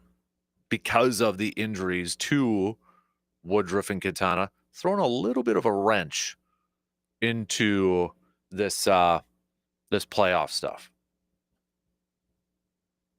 So you got Chad Patrick going this afternoon. You got Dylan Cease on the mound for the Padres. Looking at the lineups here, you got a couple or a few Brewers that have about 3-4 games worth of experience going up against Dylan Cease. Bauer's 11 career at-bats, just an 0.91 average, 273 OPS. You've got Contreras with 9 career at-bats, but just a 111 average and a 222 OPS. Yelich just has 5 career at-bats against him, 205.33 OPS. The one man who has had a good amount of success has been Sal Frelick. 7 career at-bats, 429 and a 929 OPS. Turang, 7 career at-bats, just 143, 393 average. On the flip side, Chad Patrick did go up against the Padres earlier this year. So Padres batters, hitters, little familiar with him. And you go back to that game that he pitched against the Padres. It was back on June 6th. He got charged with the loss in that game, but he did not pitch like a pitcher who deserved to get a loss on that record. It was one of those outings. 6 innings, 4 hits, 1 earned run. Struck out 6, did issue 3 walks in that game. But more times than not, we are taking a line or a performance from a pitcher that goes 6 and only gives up 1 earned run on 4 hits. Just no offensive support. And that's kind of remember, Chad Patrick, too, at the beginning of the season, Brewers aren't in this position that they're in right now. If it wasn't the type of performances and outings and games that Patrick was putting out there at the beginning part of this season, he was kind of Mr. Consistent for a long time for the Brewers at the beginning part of this season. Was he lights out dominant? No. But, I mean, April, he had a 1.82 ERA. He was fantastic. May, started to kind of, I don't want to say fall off, but, April, he didn't allow more than 2 earned runs in a single game. Then it was May. It was like, well, he hasn't allowed more than 3 earned runs in a single game. Then it kind of switched and changed after that. And then once guys started to get healthier, the Woodruffs and that, he was sent down to the minors. But you look at the performances that he put together at the beginning part of this season, the first half of this season. Brewers are not in this position without Chad Patrick. Now, if Chad Patrick all of a sudden becomes the Chad Patrick that we saw in April or May, hey, we'll take that any day of the week. But curious to see what role, again, he's going to have going forward with this ball club. So if the Brewers win today, Phillies lose to the Marlins, we got the top spot. I'm feeling good that we're going to get it. I feel like in the next final 4 games for the Brewers, the next final 5 games here for the Phillies, we're going to get some sort of combination of a win from the Brewers and a loss from the Phillies, and then got it. Top spot in the National League. If they get it today or tonight, I guess, after the Phillies and Marlins game, how much does it change that final series against the Reds? Do they still want to try to get one more win and set the all-time franchise record? Honestly, I think Murphy's looking at a bigger picture here, and I think the Brewers are looking at a bigger picture here. And that's making deep advances in the postseason.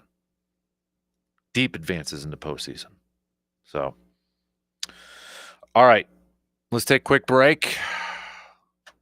We're going to get to some more football talk coming up a little bit later on, but we're going to switch gears here a little bit. I'm going to talk a little bit about the history of ESPN after these quick words.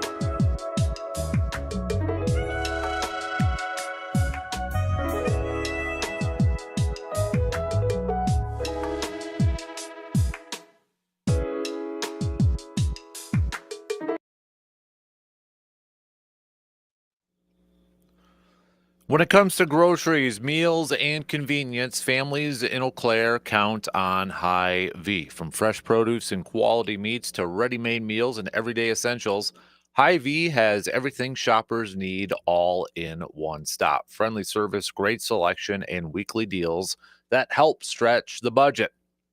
Hy-Vee in Eau Claire makes shopping simple. Hy-Vee, where there's a helpful smile in every aisle. And don't forget, if you want to grab yourself some man cave lights, so go visit the wine and spirits department at Hy-Vee in Eau Claire. Grab yourself some 6-pack of Man Cave Light. Also, get yourself some Dan Good Burgers if you're doing some tailgate parties or maybe some backyard barbecues.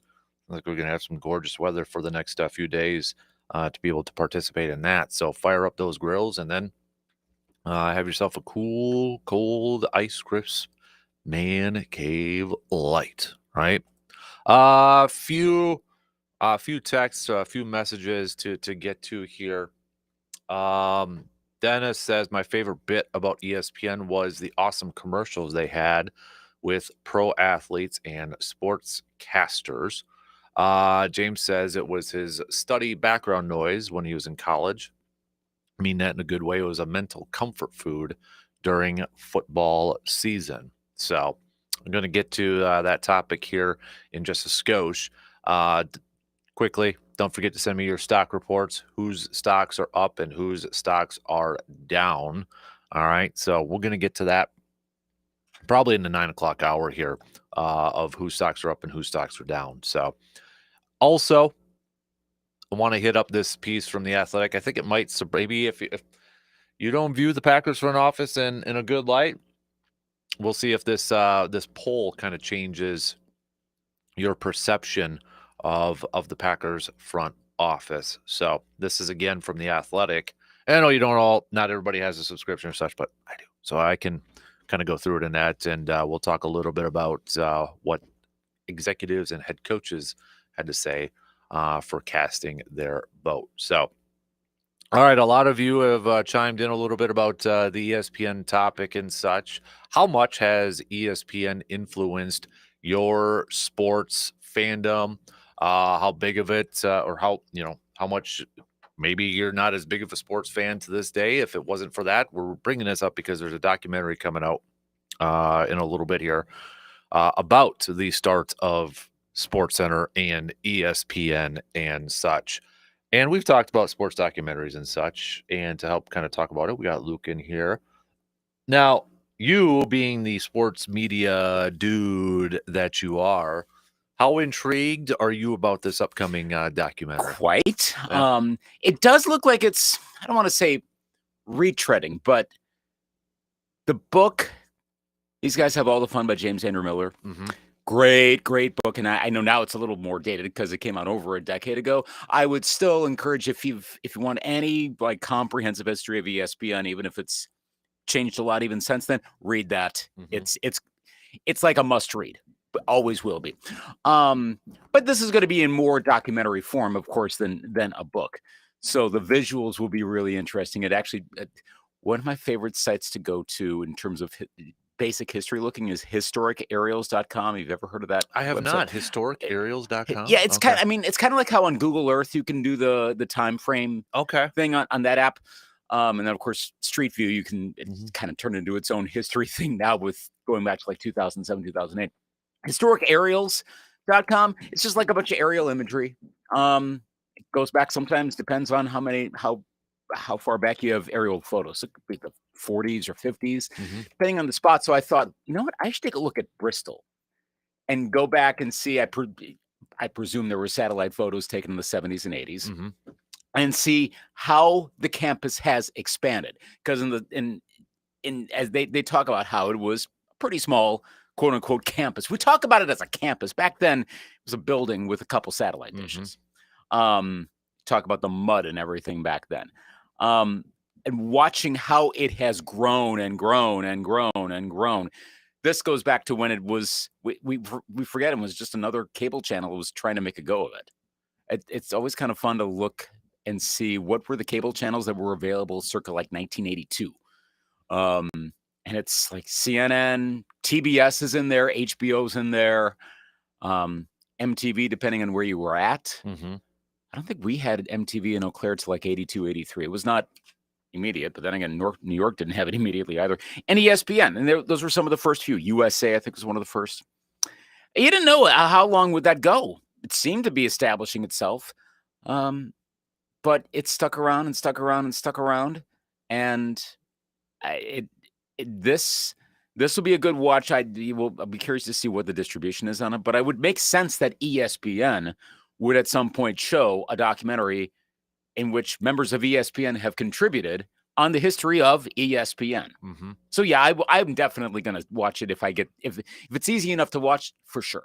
I think this is probably an easy answer, but I mean, from a sports fandom standpoint to where we are right now in 2025, I mean, when we talk about, I remember when we had a conversation when John Madden passed away and how much of an influence he had with football. And, for me, I was the generation who grew up playing Madden, and just the influence it had on me learning the game of football, right? With play formations. I'm like, oh, that's what a nickel is. Oh, that's what a pro set form is, as a kid and such. Flip it to ESPN, and as much as we kind of complain about the coverage, of our favorite teams and such, but I think it would be remiss to not at least acknowledge how big of an impact it's had on our sports lives, right? I mean, it's American sports. They were the Twitter before Twitter, right? Yes. The bottom line. I remember sitting there watching the bottom line, waiting for the latest breaking news or updates.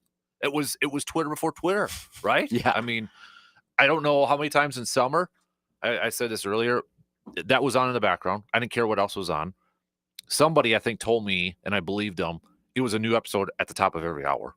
Even though, like, I would sit there, I'm like, man, they're really good at repeating exactly how they said it, and then finally realized it wasn't. No. But even the late ones, I remember at my grandma's house watching, Eisen and Stuart Scott and Dan Patrick and all those people. So, yeah, I think the question would be like, would I be so much into sports if it wasn't for ESPN? I don't know. I don't know that we would be. Like, maybe something else would have happened. It might have been more diffuse. I mean, sports was already plenty big before ESPN. I think it's more the cultural aspect of like catchphrase. And again, there's certain phrases that were around before ESPN as well. So it sort of distilled a lot of things, but it also was an opportunity to have nothing but sports all the time. And again, one of those things that you could not have really conceived you could watch in like 1978, 79. It's someone listening who was old enough to really be familiar with TV then. To be fair, someone like Bob Bosold, someone like that. Or if any of our listeners, if you were listening right now and you're old enough to remember when ESPN was a new thing, the notion of having that on, like, how are we going to fill 24 hours a day with sports? You can't do that. We hear that we've heard that of examples of that of all those early cable networks. CNN, you're going to do news for 24 hours? You can't. What? MTV, what are these music videos for 20? What? I mean, and now it almost seems like that's an antiquated notion. But it was something that hadn't been tried. It didn't immediately work. It's not like they had the NFL and Major League Baseball right out of the gates. That classic Milwaukee Schlitz game against the Kentucky Bourbons. Yes. The Schlitz. Yes. I think that game is on YouTube, I want to say. I think I found it at some point. That, like, it took a while. Like, that's how I learned about Australian rules football.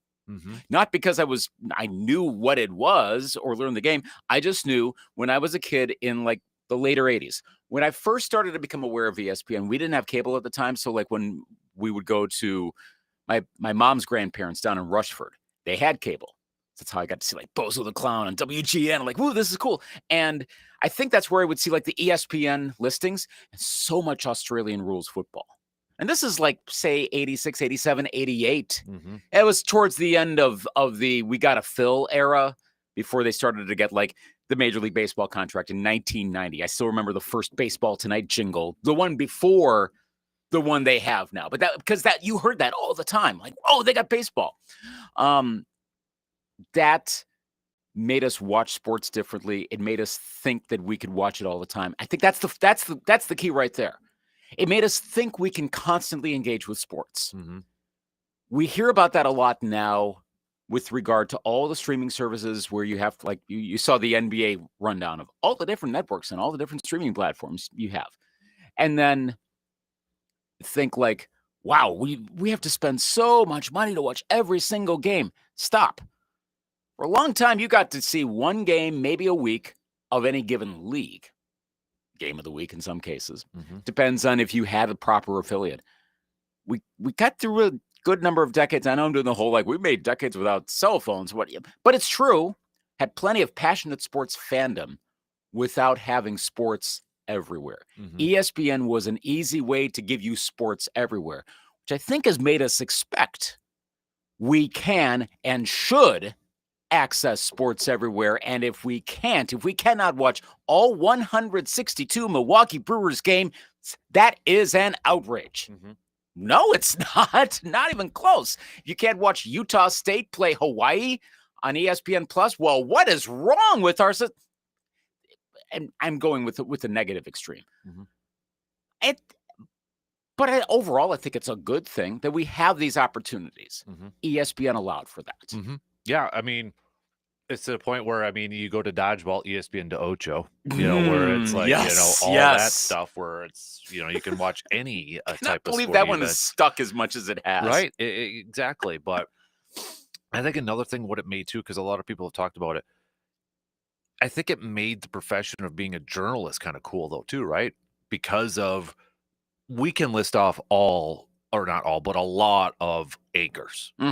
I mean, Stewart, DP, Eisen. Cool anchors. That's right? the thing. Cool anchors, but it made it cool. Like, I think it opened up like, hey, I want to do that. If you're a kid where, like, every kid, I shouldn't say every kid, most kids growing up, early days, Hudson's like this. What do you want to be when you grow up? An athlete, football player, baseball player.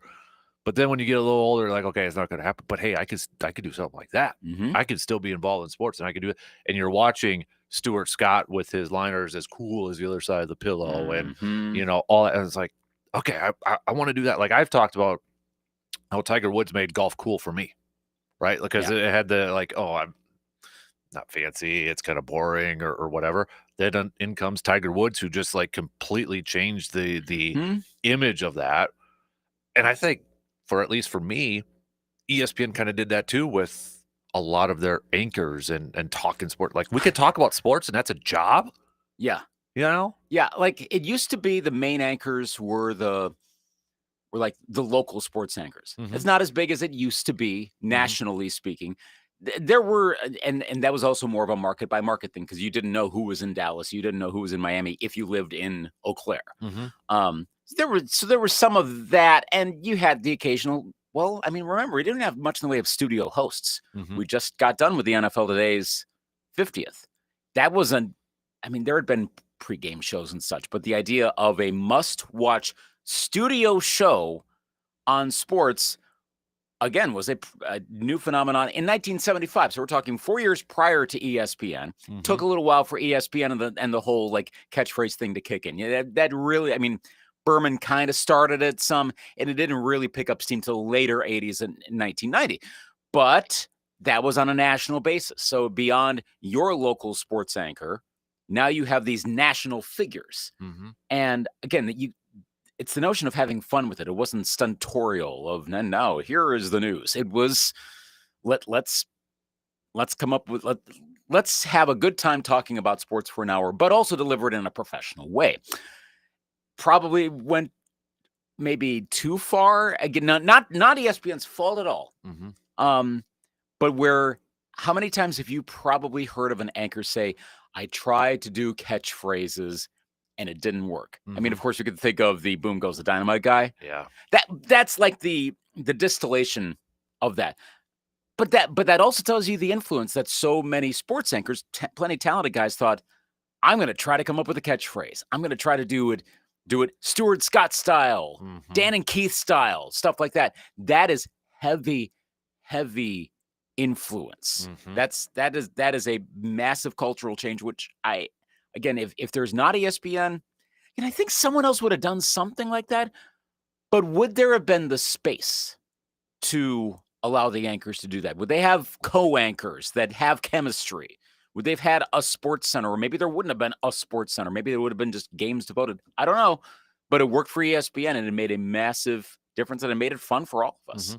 Let's take a quick break. We'll have more on this. Your thoughts? You can hit us up with a quick text, 715-830-1912, or comment on the social medias too. Quick break. We'll be back here in just a couple minutes.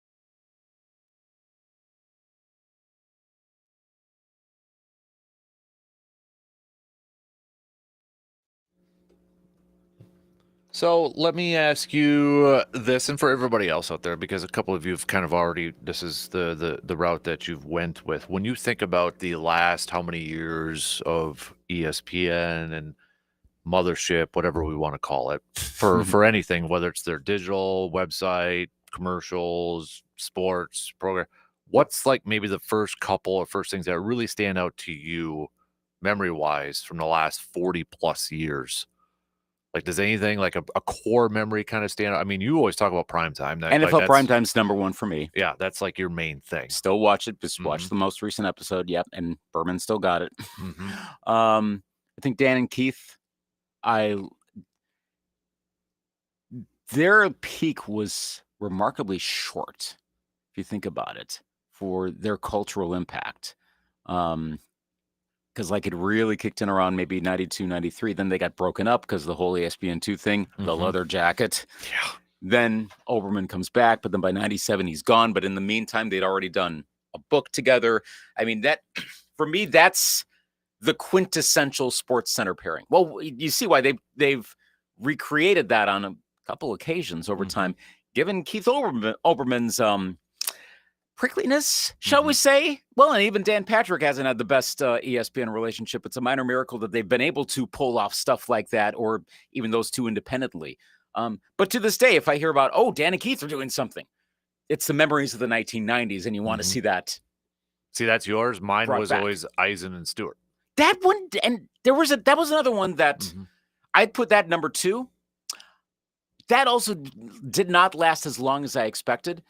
It seemed like, and maybe this was just me, how many times I would watch Sports Center, and it would be in the morning. So I'd get up before school, or this is in late 90s, early aughts. So this is like maybe summer vacation from college or when I'm substitute teaching. And one of them was on vacation. Almost without fail. I expected Stewart because they were a great pairing, and one of them was gone. But it annoyed me because they were so good together. And so see, now this is going to be nostalgia bias. You're probably going to say Rich and Stewart had more memorable catchphrases. And I might argue Dan and Keith, but again, it depends on what you remember when you were a teenager. Yeah. But I might say that Stuart Scott and Rich Eisen probably seem to resonate a little bit more right now, even more so than Dan and Keith. And maybe that's also because that generation is the one that's doing most of the culture setting from an adult standpoint today. But primetime, Keith Olbermann and Dan Patrick, and Scott Van Pelt is still one of my favorites to this day. I was just listening to SB Pod before I came in. And that's still viable, and that's one of the most successful things on ESPN right now. So I think those are the ones those are my favorite memories of ESPN. Here are a few, and these are going to be off the wall stuff. Stump the Schwab. I mean, I would sit there and watch it, and that ESPN Classic. Yes. Like, one of my favorite things in my early days was when they did the top 100 athletes of all time countdown. And, that's like one of my first times that I can remember as a youngster, like, no. And you debate it with yourself sort of thing. Right? Oh, there you go. And then look at what it's become. And you got that. I mean, for crying out loud, PTI. Of course. That was a thing as soon as you got home from school. If you didn't have practice, you were watching Pardon the Interruption. Or Sports Nation at that time too was up there as well. So I remember Rome is Burning for a little bit on there. But yeah, and then it's the catchphrases. I mean, for crying out loud, one of my buddies, Jake, my best friend, we had to name our intramural team one year Booyah because of Stuart Scott for crying out loud. So you had to. Yeah. But I was kind of like you. Like, I remember watching the evening sports centers at my grandma's because we didn't have it back in Medford, but Gilman they did. So it was like that's when I remember watching. I remember that's how I found out about Jordan. And actually, I remember watching Sports Center to find out about Jordan's dad. That's how I found out, was watching that, and then just seeing how it all has developed since then. I mean, sports radio, ESPN radio, and obviously the draft, which I flip and love, and Mel Kiper and ESPN. It's just to see the webs kind of coming off of what ESPN has done over the years is pretty remarkable. Well, even to this day, I was thinking what catchphrases are like almost part of my lingo now. And if someone's running to home plate, almost without fail. They're not gonna get him. Mhm. A power play goal. Those are two Obermanisms. Mhm. That's stuck. So it's ingrained in my brain and will be there till I'm in my 80s and about to die or something, and I'll still see someone running to home plate, and I'm gonna do the parody on Richard Nixon. Yep. He could go all the way Mhm. from Berman. Side note, he did that on primetime this past Sunday, and it sounds about as good as peak Berman. And yeah, again, Berman's a little, he's older, still basically got it, like I said earlier. Yeah, it gets, when something's significant when it's part of your life that has almost nothing to do with watching it. Mhm. And it's everywhere, and you almost find yourself having to maybe explain it to someone. I haven't quite gotten to that point, but I'm sure there'll be sometime I'm going to be watching a game. There'll probably be some World Series game on in like 6 years, and someone there'll be a play to play. They're not going to get him.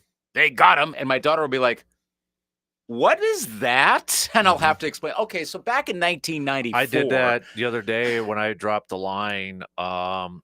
It's like gravy on a biscuit. It's all good. And I got looks, and I'm like, oh yeah. I mean, that's another Stuart Scott one, but Yeah. it's like I dropped literally that the other day. Swerve. Yeah.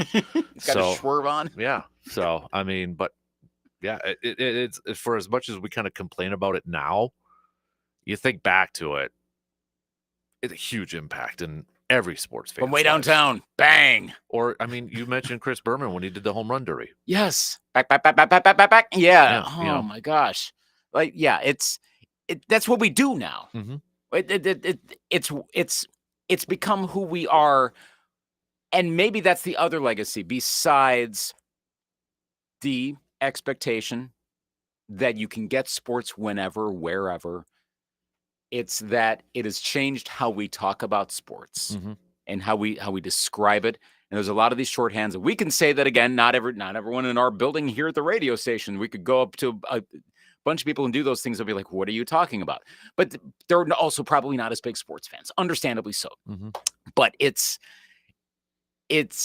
changed how we talk about the game, where you almost forget, where did that originally come from? There are probably a lot of people who know what these things are, these sayings are. They understand what they are, and they have no idea of the origin. Which is like a lot of slang. It's the same thing. You don't know the origins, but everyone gets it. Yeah. No, I totally agree. Yeah. So I'm very much looking forward to seeing how that started from a visual standpoint, those early days of ESPN. It's and like I was saying when we were doing our stock risers and fallers a few weeks ago, I do think ESPN seems to be kind of pulling up a little bit or rising up a little bit between what's almost certainly going to happen with Major League Baseball. Monday Night Football is going over pretty well right now. College football ratings across the board, so this isn't just ESPN, are doing really well right now. Basketball now, NBA stuff. Which I think at some point that gets better. I'd also, I mean, this is maybe more of an NBA commentary thing. I wonder, given how like Amazon's talking about, we want to celebrate the NBA. They made a point of saying that. If it was Amazon or NBC, whichever one it was. If ESPN, now maybe they try to do the zag and take their own lane, which strategically maybe that's the thing. But I wonder if at some point they go, yeah, let's get people more excited about it than constantly debating legacies, which I know, given the Stephen A's seeming. Well, you just bring that up, and I know you got to get going, but let me ask you this. So we were just talking about all these anchors and all that sort of stuff. Is it, though, to flip it around, are they getting a little lazy where they got to put him on almost everything now? I mean, he just made his Monday night debut the other night. Yeah. I think that's more of a Jimmy Pitaro thing, where they're taking the biggest personalities, the ones that are going to get people to watch, and stick them in as many spots as possible. But that means you have very few which are going to end up talking about things that maybe that is not their strongest suit. I don't want to say, I know we rip on sometimes Stuart Scott Stephen A. Smith talking about hockey. I can't imagine he knows zero about hockey. Or when he did his top 5 wrestlers the other day, when they were doing the wrestle, I'm what? like, yeah, I'm like, no, because his top wrestler was Goldberg. And Brandon was on, and Brandon and Justice are my go-to and Brandon's like, what? Yeah, no. Like, know your lanes on some of these things. But him, ironically, when we're talking wrestling, Pat McAfee, I guess not really Van Pelt to that much of a degree. Mike Greenberg, Greenie's hosting another show. Yeah. Those guys especially have been put on so many platforms, but people will pay attention to them. And I think that's Pitaro's bet, that instead of having like 15, 20 personalities, we'll have 2 or 3 that are everywhere. But it does lead to the awkwardness of that. Now, I don't know if that means is there less talent to go around? There's not. There's plenty of talent. We're way past the catchphrase era. The catchphrase era really has been gone for like 20 plus years. And it may be kind of like the pop music debate or the movie debate or the TV debate. Are we past? Have we come up with all the good ideas? Like there's only so much you can do, and so maybe we're kind of past that with regards to anchors having certain personality. There's only a few that really are, and that the rest are going to be either replacement level player to do that, or they're going to be just way too out there. And I don't know exactly when that changes. I don't know if the embrace debate era starts to slide a little bit, though if and when Stephen A. Smith goes away, that might be the cue for ESPN to do something totally different. He's the most embraced debate of them out there. McAfee really is not. Side note, did you see the Onion thing about AJ Hawk has been dead for 3 days? Yes.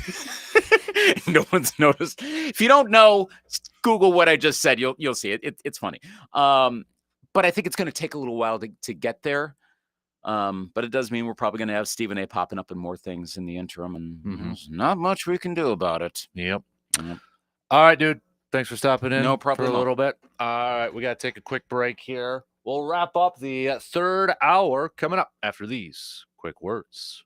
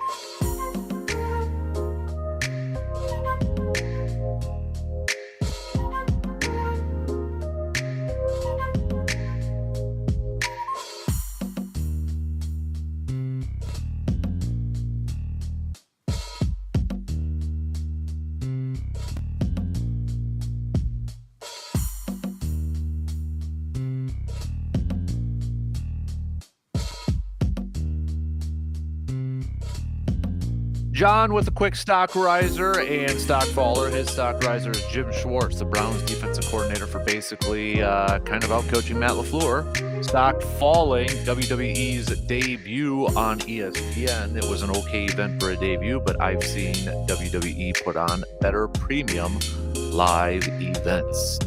Keep those coming. We'll get back to some more stock risers and stock fallers in the final hour. I want to talk a couple of football things coming up next hour. I'm going to bring up this Athletic article where they talked to coaches and executives across the league, and they ranked the front offices, ranked all the NFL front offices. Where do the Green Bay Packers rank, and what did they have to say about the Packers? We'll bring that up coming up in the next hour. Also, saw this. I know we talked a little bit about Jordan Love and the love-o-meter yesterday, but here's a stat. Jordan Love currently leads the NFL in big-time throw rates, 8.2%, minimum of 25 dropbacks. That's a Pro Football Focus nugget, by the way. It's a big-time throw as a pass with top-tier difficulty and value, usually down the field or into a tight window with perfect timing and ball placement. So let me ask you, for I know, again, we talked a little bit about Jordan Love yesterday. Does Jordan Love, from some people, from some fans, get a little too much criticism? Or are some people a little too hard on him because of the bar that was set by Rodgers, set by Favre before him? Is that the main reason why? I mean, yes, we can pinpoint areas where Jordan Love has to get better, needs to improve on. But you look at a lot of the numbers and where he is on pace with Rodgers back in the same time frame. A lot of the same numbers, same stats, same statistics and such. Do you feel like people are being too hard on Jordan Love when it comes to analyzing his game and what he is as a quarterback? If you're one of those that is maybe on that path, or maybe you're one of those that is very hard on Jordan Love, why is that? I want to hear from both sides. So text us on that Shoe Doctors bullpen line, 715-830-1912. Or you can comment on the YouTube video stream. So we're going to hit that up coming up in the next hour as well. We'll get back some more Brewers talk, too, with the Brewers getting set for their series finale this afternoon, taking on the Padres before off day tomorrow. And then just 3 more games left to go in the regular season where they'll be taking on the Reds, a Reds team that is just on the outside looking in for that final playoff spot. A couple more teams clinched up last night. Yankees are going to be back in the postseason. Seattle's in the postseason. We got a hell of a race between Detroit and Cleveland right now. Houston's just a game out. I mean, there's a possibility Detroit might not make the playoffs now. Who would have thought that a couple months ago with how the standings were running in Major League Baseball? But it's close. Tigers last night dropping the lead against the Guardians. See, ESPN put up a regular season grade for all 30 MLB teams. Right now, Brewers got an A. Highest grade is the Brewers. Probably not a big surprise, right? I don't think anybody's really surprised by that part. So, would you grade lower than A? I mean, you got the Phillies at an A-, so technically that is a little bit of a lesser grade at that point. So, all right, coming up next hour, we'll again talk a little green and gold. Talk a little bit more Brewers. We'll get to some stock reports as well. So we'll get to yours. Again, text us 715-830-1912 on that Shoe Doctors bullpen line. Shot clock's going to cut me off here in about 30 seconds. Really quick, we got a couple of them. Stock riser, going to go with the Milwaukee Brewers for clinching another division championship. That's from Ben. Stock faller is the Packers offense. And John with a quick text as well saying stock riser for him is the Cleveland Guardians. Stock faller is again the Packers offense. So there you have it. Shot clock's there. We got some news updates, and we'll be back for the final hour coming up after these quick words.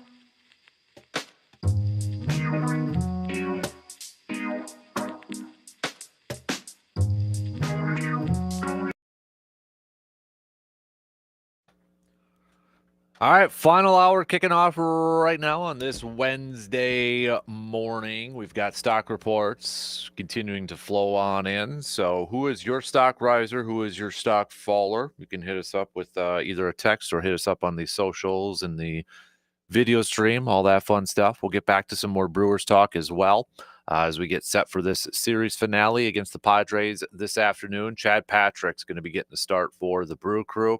Brewers one win away from matching their franchise record for most wins in a season, 2 wins away from obviously breaking it. So sitting still at 95 wins.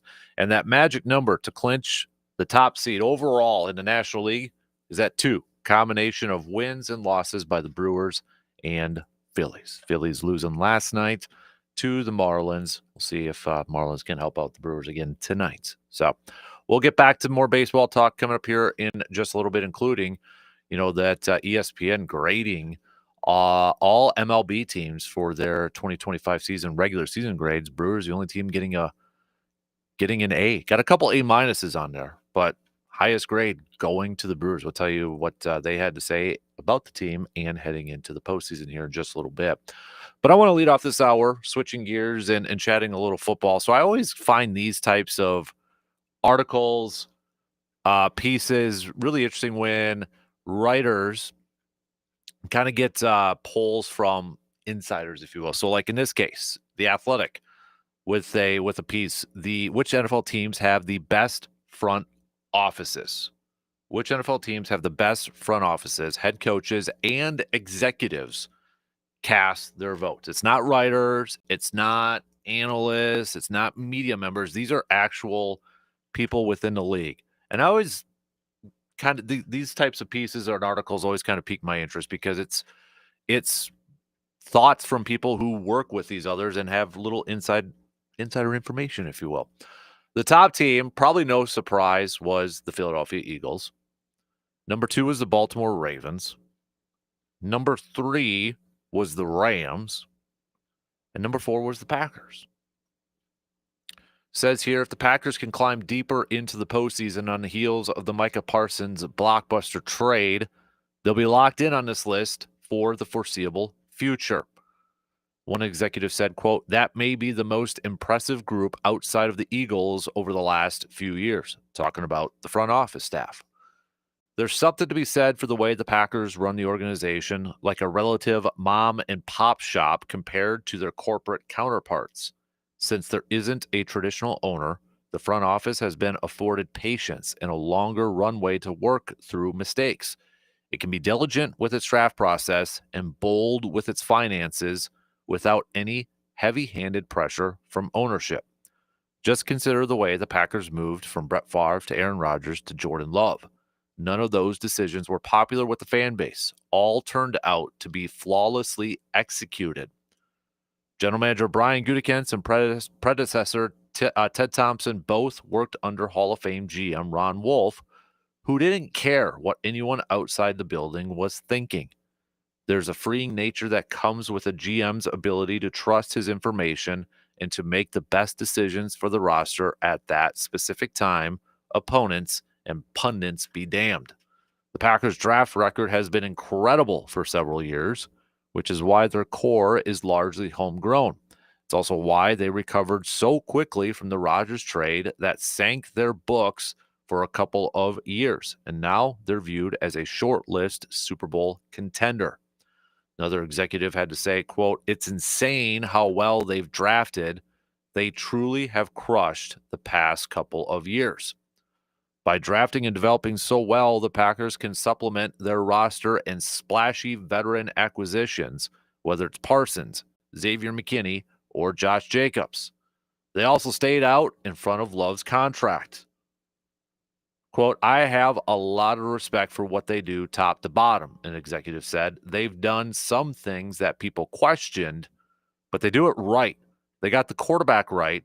They're really just good evaluators, and they have some highly respected people in that building. So now I'll ask you as fans of the team, you live and breathe with the success of this team.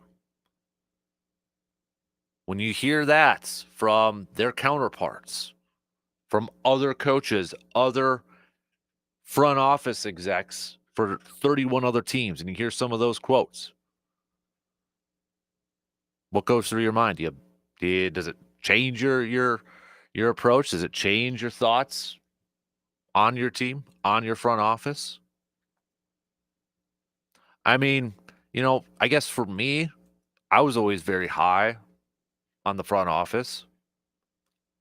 I thought they've been doing a pretty darn good job over the last few years. We talk about the quarterbacks going from a Favre to a Rodgers to a Love now, and Love's, let's be real, Love has a long ways to go before he even gets to a Rodgers or a Favre level, anything like that. Not ready to crown him. Okay, not ready to crown him. I think Love's a good quarterback, but he's not in that class. Let's pump the brakes a little bit on that, right? But we talk about that, man, Green Bay's quarterbacks left and right in that. But you kind of look at it, even from a front office standpoint, they've kind of hit on a lot of GMs outside of Mike Sherman. Go to Ron Wolf. Then you go to Mike Sherman, give him the head coach and the GM, which I think we would all agree is probably was not the smartest decision from the Ron Wolf era. You bring in Ted Thompson, and I know a lot of people had issues with Ted Thompson, specifically maybe towards the end of his tenure and such, but he made a lot of good decisions too. Definitely had his shortcomings. Probably would have liked to have seen maybe a little bit more involvement in outside acquisitions, but for the most part was solid, built a good base in Green Bay from a player standpoint. And then you go from Goody, who it's kind of been a little bit of a mixture. I would argue is actually probably a little bit more of a Ron Wolf in terms of moves and such than what Ted Thompson is. Everybody just views him as, I shouldn't say everybody, a lot of people always kind of view him as a Ted Thompson disciple. But you look at some of the moves, just ask yourself this question. Would Ted Thompson have ever traded 2 first-round picks for Micah Parsons, two first-round picks and Kenny Clark for Micah Parsons? I don't think Ted Thompson ever would have done that. Honestly, don't. I don't think he would have. Ron Wolf, I could see absolutely doing it. So you could say, maybe Brian's got a little bit of both in there. I would agree with that. But if you had to trend which kind of a GM is he more towards, I would say he's more towards a Ron Wolf type. But point being, we focus on the quarterbacks and the quarterbacks that they've been able to have for a big chunk of my lifetime. You can kind of point to a lot of the decisions. And we talk, and it's always a topic of conversation amongst Packers fans of different generations. You have some fans that think Packers fans are spoiled. So entitled town gets thrown out a lot and such. And, the era, 90s up until where it's at now, there's been a lot of good football, right? A lot of consistent football. Yes, probably should be more championships. Probably should be more Lombardi trophies in that trophy case. I don't think there's any arguing that. But from a consistency standpoint, they've been pretty darn consistent. A lot of that has to do with the quarterbacks, but I think a lot of it also has to do with the front office and the people that are making the decisions in that front office. The general managers, and you can also look at the CEOs, the presidents. You go from Bob Harlan. Mark Murphy did some good things too, did a lot of good things. Way early in Ed Policy's career. But you kind of look at the background of Ed Policy and his dad being a lifer and around football.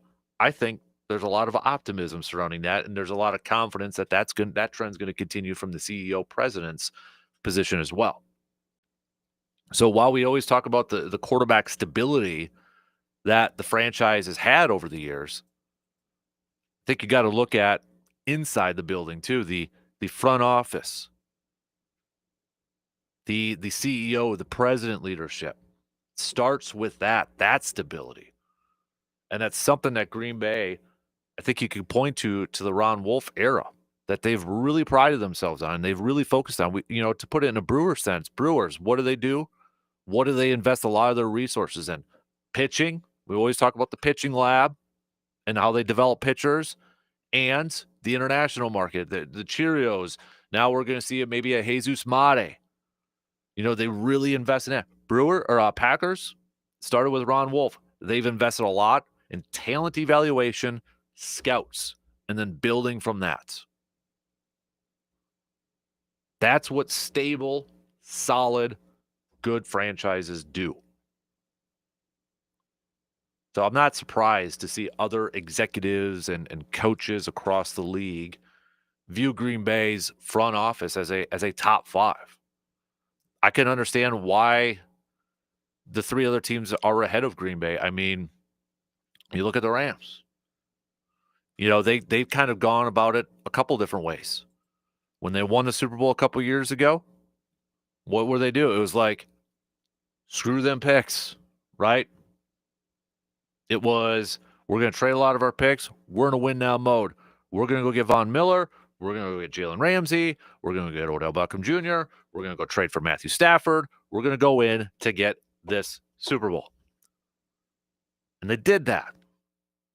So then they had to pay the piper a little bit after that. But then they go out for the longest time. They're like, no, we don't need draft picks. We're going to trade our top picks. We're going to get ready-made players right away because we're in a win-now mode. But now you look at how they've drafted the last couple years since they've had picks, and they're right back at it.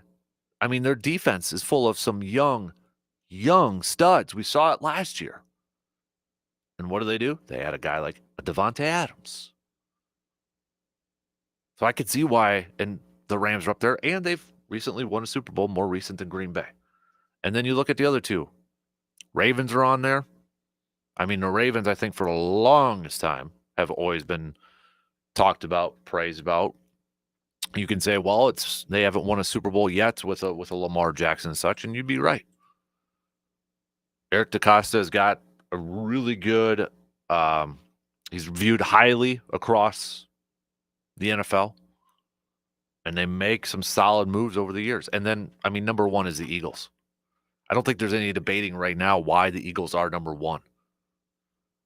Look at the moves they made. It feels like almost every single move that they make has been a home run. It's almost kind of reminds a little bit about Patriots at their peak when Tom Brady was there and somebody would become available or there was a trade rumor surrounding somebody. It was like, yeah, it's probably the Patriots. I feel like that's the Eagles now. I feel like they're in that position. But they draft well, too. That's the difference between them and what the Patriots were back in the day. Eagles and Howie Roseman just drafts well. And they build up depth all across the board. Defensive line, offensive line. I mean, they're just easily number one. I don't even think there's a debate. All right, let's take a quick break. We'll switch gears and talk a little baseball here this morning, too. We'll get back to some more baseball talk. How did ESPN rank? What grade did they give the Brewers for the regular season? Probably not a big surprise, but kind of a little interesting write-up nonetheless. We'll tell you that coming up after these quick words.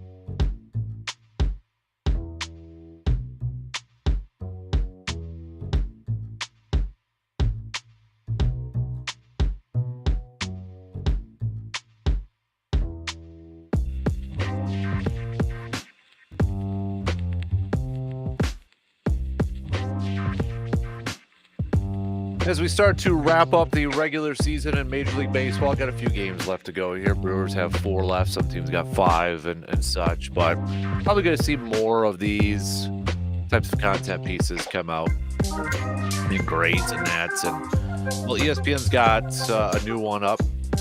Full 2025 regular season grades for all 30 Major League Baseball teams. Where do they have the Brewers? They've got the Brewers as the top team. Number 1. Highest grade. There's 3 teams that got some version of an A, but the Brewers were the only one with an A. The Phillies got an A-. The Toronto Blue Jays also with an A-. What did they have to say about the Brewers? Brewers never faltered. The exclamation point on the best regular season in franchise history. They'll get there with their 97th win, topping the 96 wins of 2011 and 2018, was the 14-game winning streak to begin August. Their run differential of plus 173 easily leads the majors, made even more remarkable considering that season-opening 4-game series against the Yankees when the Brewers were outscored by 32 runs. Haven't really heard a whole lot about torpedo bats since then, right? Goes on to say it gives them a chance to top the plus 174 differential of 1982's Harvey Wallbangers, the only Brewers team to reach the World Series. Pitching, speed, defense, and just enough power. Now, let's see if that formula works in the playoffs. Again, I think the key part in this whole thing is, remember, it's regular season grades, right? Regular season grades. So I'm sure there's going to be some people like, ew, that mean that they think they're the best team and they're going to win the World Series? Well, not according to ESPN Bet. Their odds, they've got the Phillies as the top team at a plus 425. Dodgers as a plus 500. The Mariners at a plus 550. Yankees plus 700. And then it's the Brewers and Blue Jays tied at a plus 800. That's according to ESPN Bet, their odds for the World Series. So, there you have it. I mean, I don't think there's anything we can really nitpick or anything like that with the Brewers, right?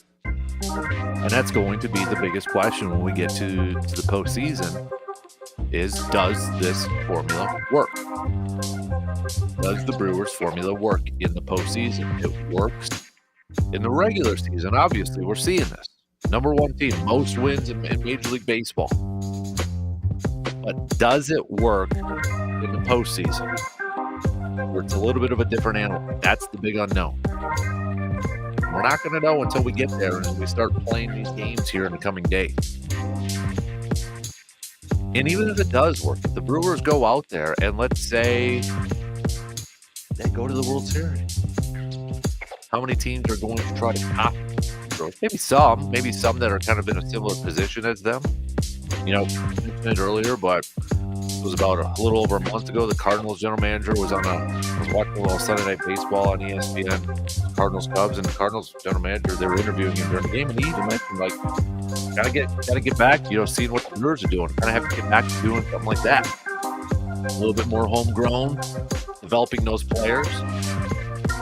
But I think it's also making smart outside moves, making smart acquisitions, whether it's trades or free agent signings. You got to have a little bit of a mixture of both. And maybe we'll see more teams try to have that. But doesn't mean the Dodgers are going to change their way. It doesn't mean the Yankees are going to change their way. The teams that want to spend and can afford to spend a lot of money, they're not going to change their ways on how they're going to build teams. It's not all of a sudden where you're going to see those, high price, high payroll teams all of a sudden say, oh, okay, we'll just copy exactly what the Brewers have been doing. Save a little bit of money here and do this. No, they ain't going to do that. Are you kidding? It's not going to happen. Brewers back at it 3:10 this afternoon. 3:10. 3:10 this afternoon, first pitch. Chad Patrick's going to be on the mound here for the Brewers. And Chad Patrick, to me, is kind of an interesting player to watch here in the next few days. He's going to have a role on this team when it comes to the playoff roster. But I think with the injuries to the starting rotation for the Brewers, it's going to be possibly a little bit more interesting because maybe he has a role as a starter. Maybe he has a role as an initial out-getter for the ball club. Do you trust him over a guy like Mizorowski to get a start in a postseason spot if it comes to that? I don't even think the Brewers know at this point. I don't think the Brewers know exactly how that rotation is going to work out. We know it's Peralta. We know it's Quinn Priester. Knock on wood, they stay healthy. They're all good. We're not going to get a last-minute sort of thing. Yeah, got a little bit of a shoulder issue. You're going to place him on the injured list. Knock on wood, that ain't going to happen. But Chad Patrick, to me, is going to be one of these interesting players to see how they utilize him come the postseason. Maybe it's a piggyback start with somebody else. I mean, they've got you look at their arms, and they've got so many guys on this roster that can give you multiple innings. Whether it's a Chad Patrick, whether it's a Mizorowski, whether it's, heck, even Aaron Ashby, if D.L. Hall comes back, Robert Gasser's now a part of this. In that, if for a third game, for a third start in a DS, would they go that route where it's maybe some shorter outings? Don't know. And I don't think we can really come up with a really good conclusion at this point until we find out more about the potential returns of a Jose Quintana and a Brandon Woodruff. I think that's option number one. They'd like to have both those guys back and both those guys available when it comes to the postseason instead of going with some shorter innings and shorter starts from some of those other guys. But we're kind of in a wait-and-see approach right now. As frustrating as that is, it's where we're at. Baseball fans, though, what are your thoughts on the ABS challenge system coming to Major League Baseball full-time in 2026? I think I don't know if there was any correlation to the timing or any connecting the dots, but I mean, you go back to that first game between the Brewers and the Padres, and let's just say it was a very rough night for the home plate ump. I mean, we probably already know that. We talked about it, but it was a really rough night. And then the next day, this gets announced that the ABS challenge system has been confirmed for the 2026 season. Now, again, some of the basic rules, only the pitcher, catcher, and hitter can challenge.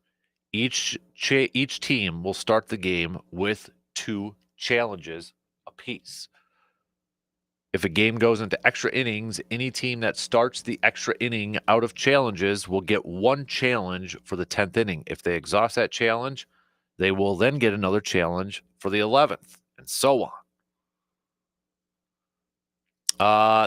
As we mentioned, the batter, the pitcher, the catcher can challenge an umpire's call. No one else, not even the manager. Challenges must be made immediately after the umpire's call without assistance from the dugout or other players. You're going to see we've seen tests of this, right? In spring training and such. You get to see the animated. It's like tennis when they challenge whether a ball's in or out, whether it hit the line. Very similar. It's the animated video. It's going to be shown on the video board and to viewers of the broadcast.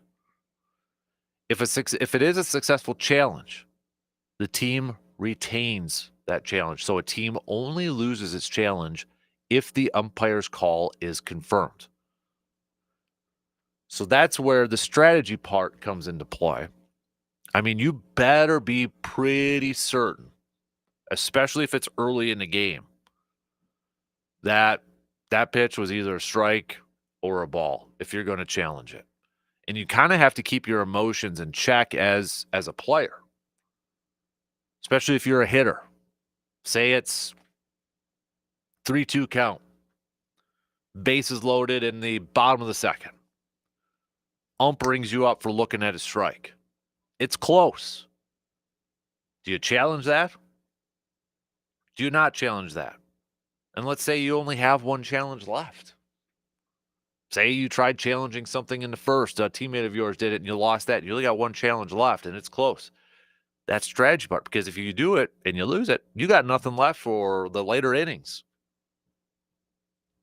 So there is a little bit of a strategy incorporated with it. I get some are not going to like it. I get probably longtime baseball fans probably not going to like it. They want the human element. They want the human error a part of the game. And I understand that. And I get that. And there's still going to be that a part of the game. It's just now you're adding, in my opinion, a little bit more of a strategy element to the game. It's not like it's a free-for-all for challenges. And it doesn't take a lot of time. I mean, if you watched it in spring training and some of the minor league games, it does not take a long time. I don't understand why, like, even instant replay, why we have to have these long, drawn-out processes when it comes to replay. That to me is just annoying, especially when it's obvious stuff. I like it. I like it because I think it adds another element of strategy to this.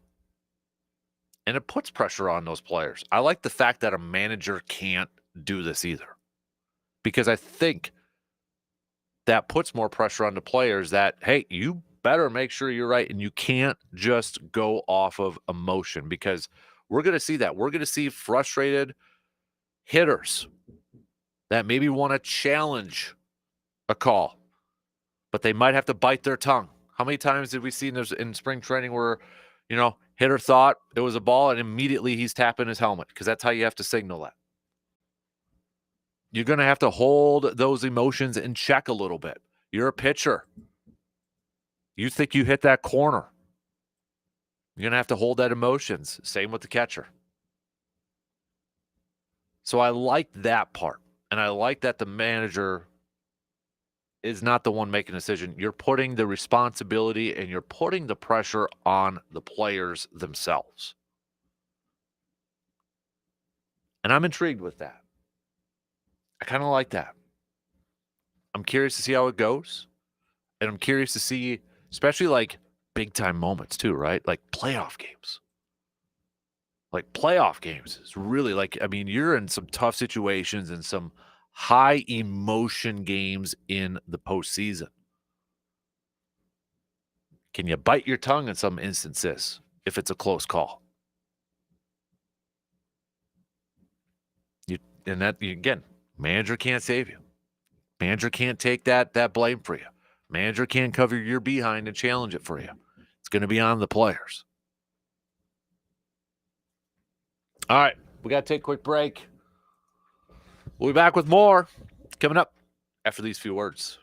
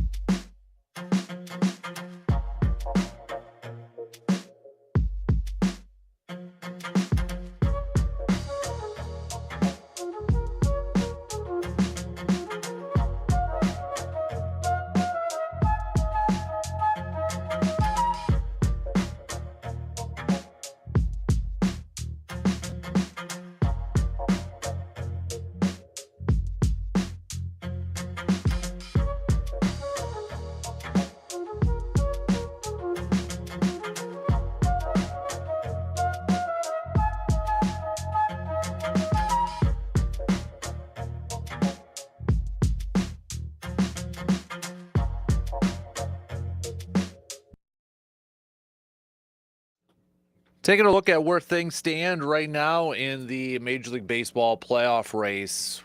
I mean, guys, this is going to be fun wrapping up this final week of the regular season. We've got some insane races going on right now. Let's start off with the American League. So, Yankees have clinched at least a playoff spot.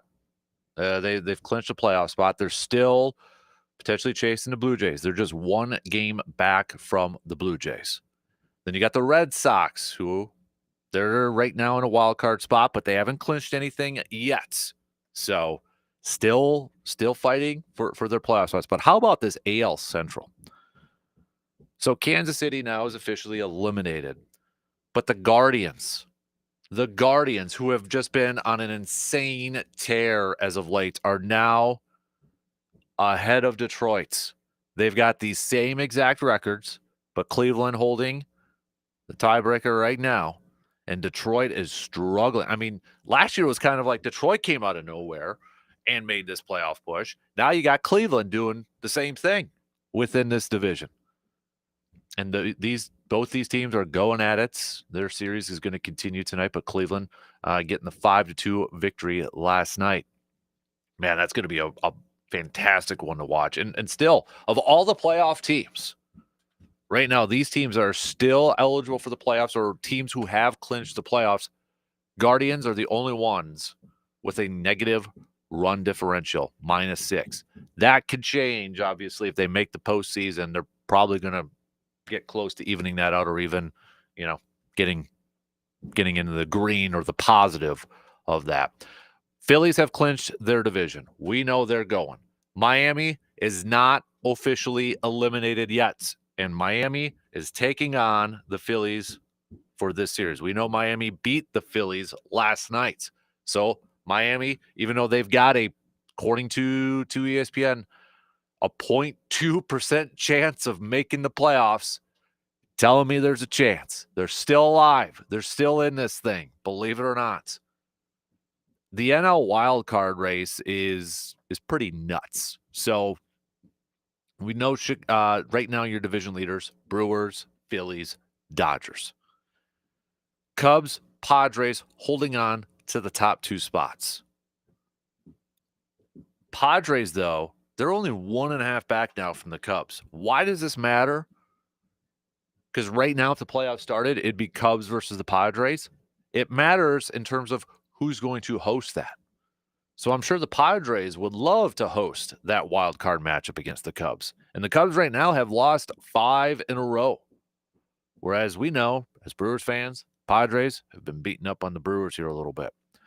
And then you've got the Mets, who are currently holding on to that final wild card spot, but it's dicey behind it. Diamondbacks are just a game back. The Reds are just a game back.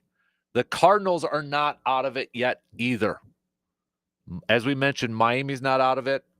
Even the Giants are not mathematically out of it yet.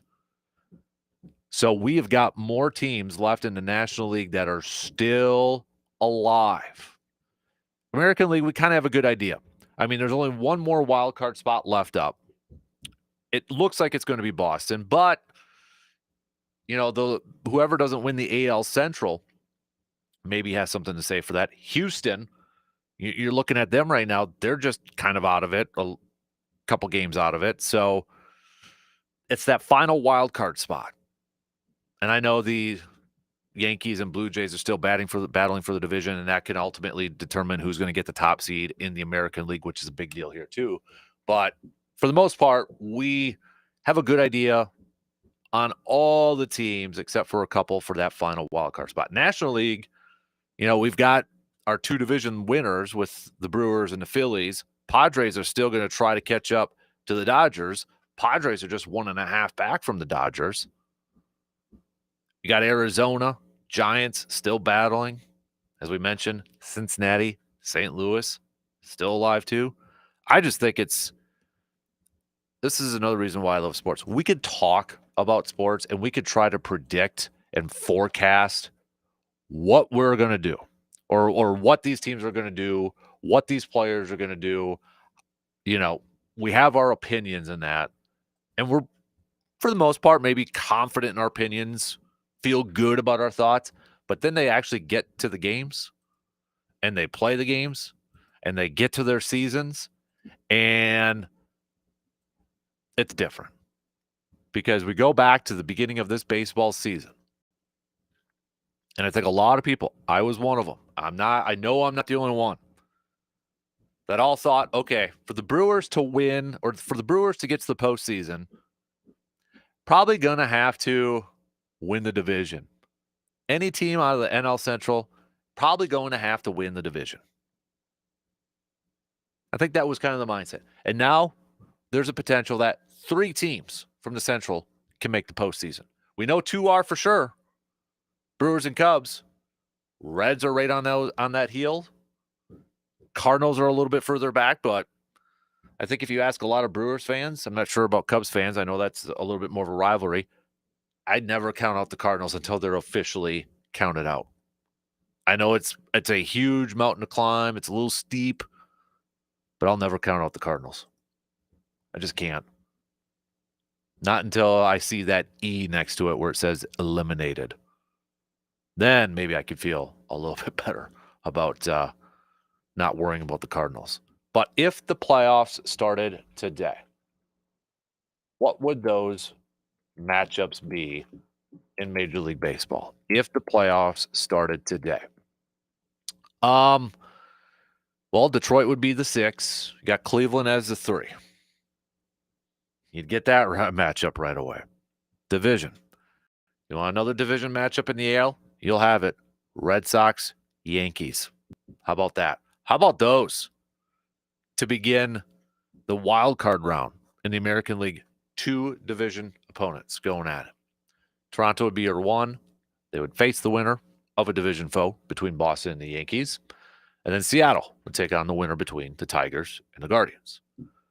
On the National League side of things, you've got the 6-seeded Mets going up against the 3rd-seeded Dodgers. And then Padres versus Cubs. Again, that's something to watch here. Padres. Cubs are probably right now hoping, okay, we can't win the division, but hey, Brewers, can you beat the Padres? So at least maybe we can have home field for the wild card series. But you got Padres, Cubs.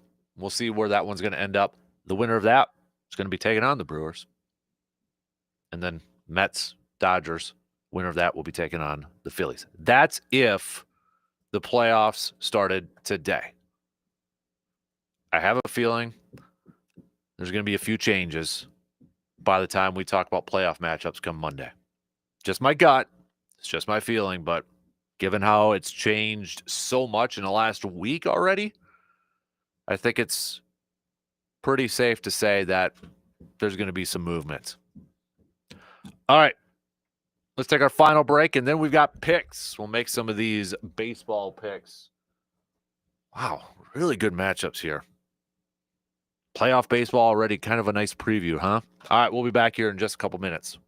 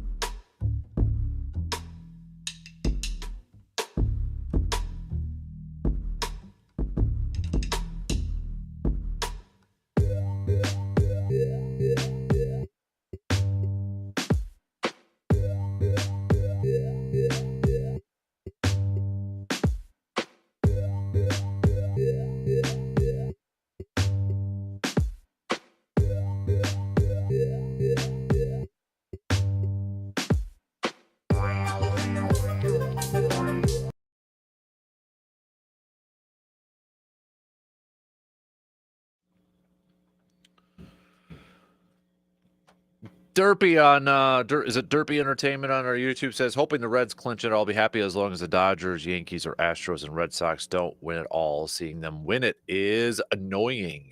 So let's do some picks. We only got a couple minutes left, few minutes left to the top of the hour here. So baseball.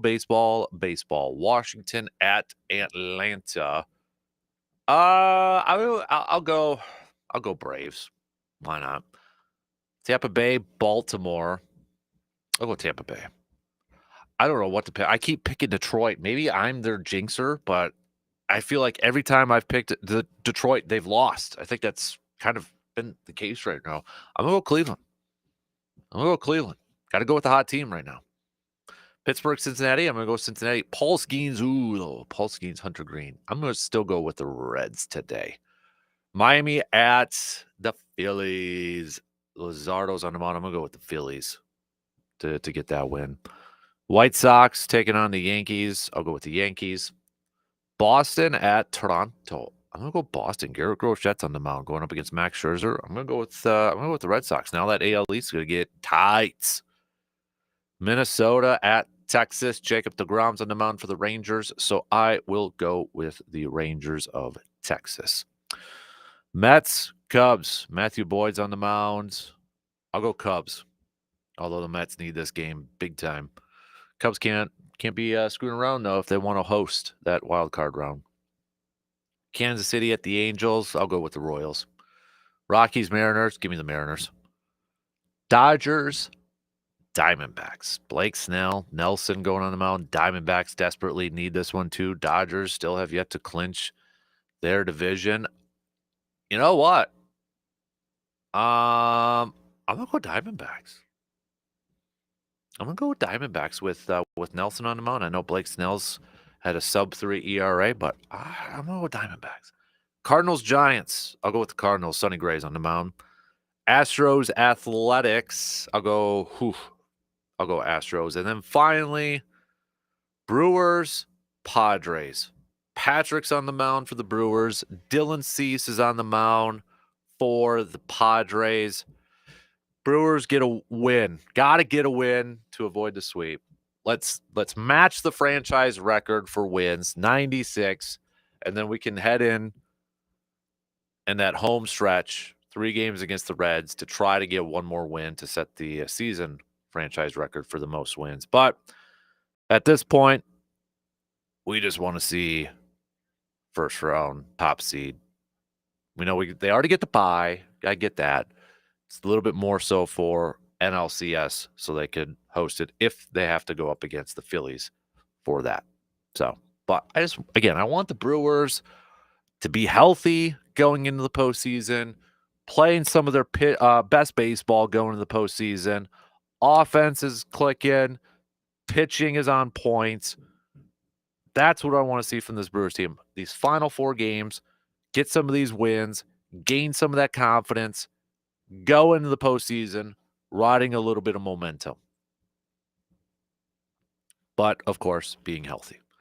Packers are going to be back at practice today, so we'll get our first glimpse of what the injury report looks like. Who's going to be at practice? Who's not going to be at practice? We're going to hear from Matt LaFleur when he talks with the media as well today. I still wouldn't expect Zach Tom to be playing this weekend for the Packers just because of the bye week coming up. Don't know about Aaron Banks. But, man, they've got to get better offensive line play. I hope these boys are using this practice time, figuring out some things, protection-wise, not getting false starts. But, man, let's go here. All right, let's get things going here.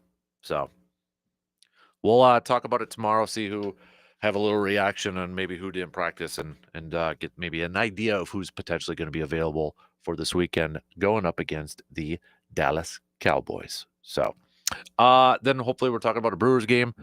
Brewers win, tomorrow. Maybe clinching that top spot. Brewers win again. Again, here's it. If the Brewers win and the Phillies lose, Brewers clinch it because that magic number is 2 for the top overall spots in Major League Baseball and in the National League, meaning Home field throughout. Home field throughout. Off day tomorrow for the Brewers before that final 3 games.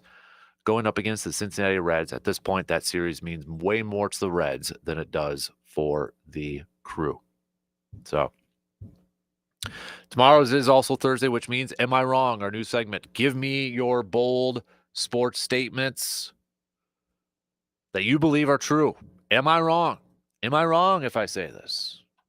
From a sports statement standpoint. Start to hit me up with those texts now if you want. Have a good rest of your day. We're back at it tomorrow morning, same place, same time, 6 a.m. We'll talk to you then.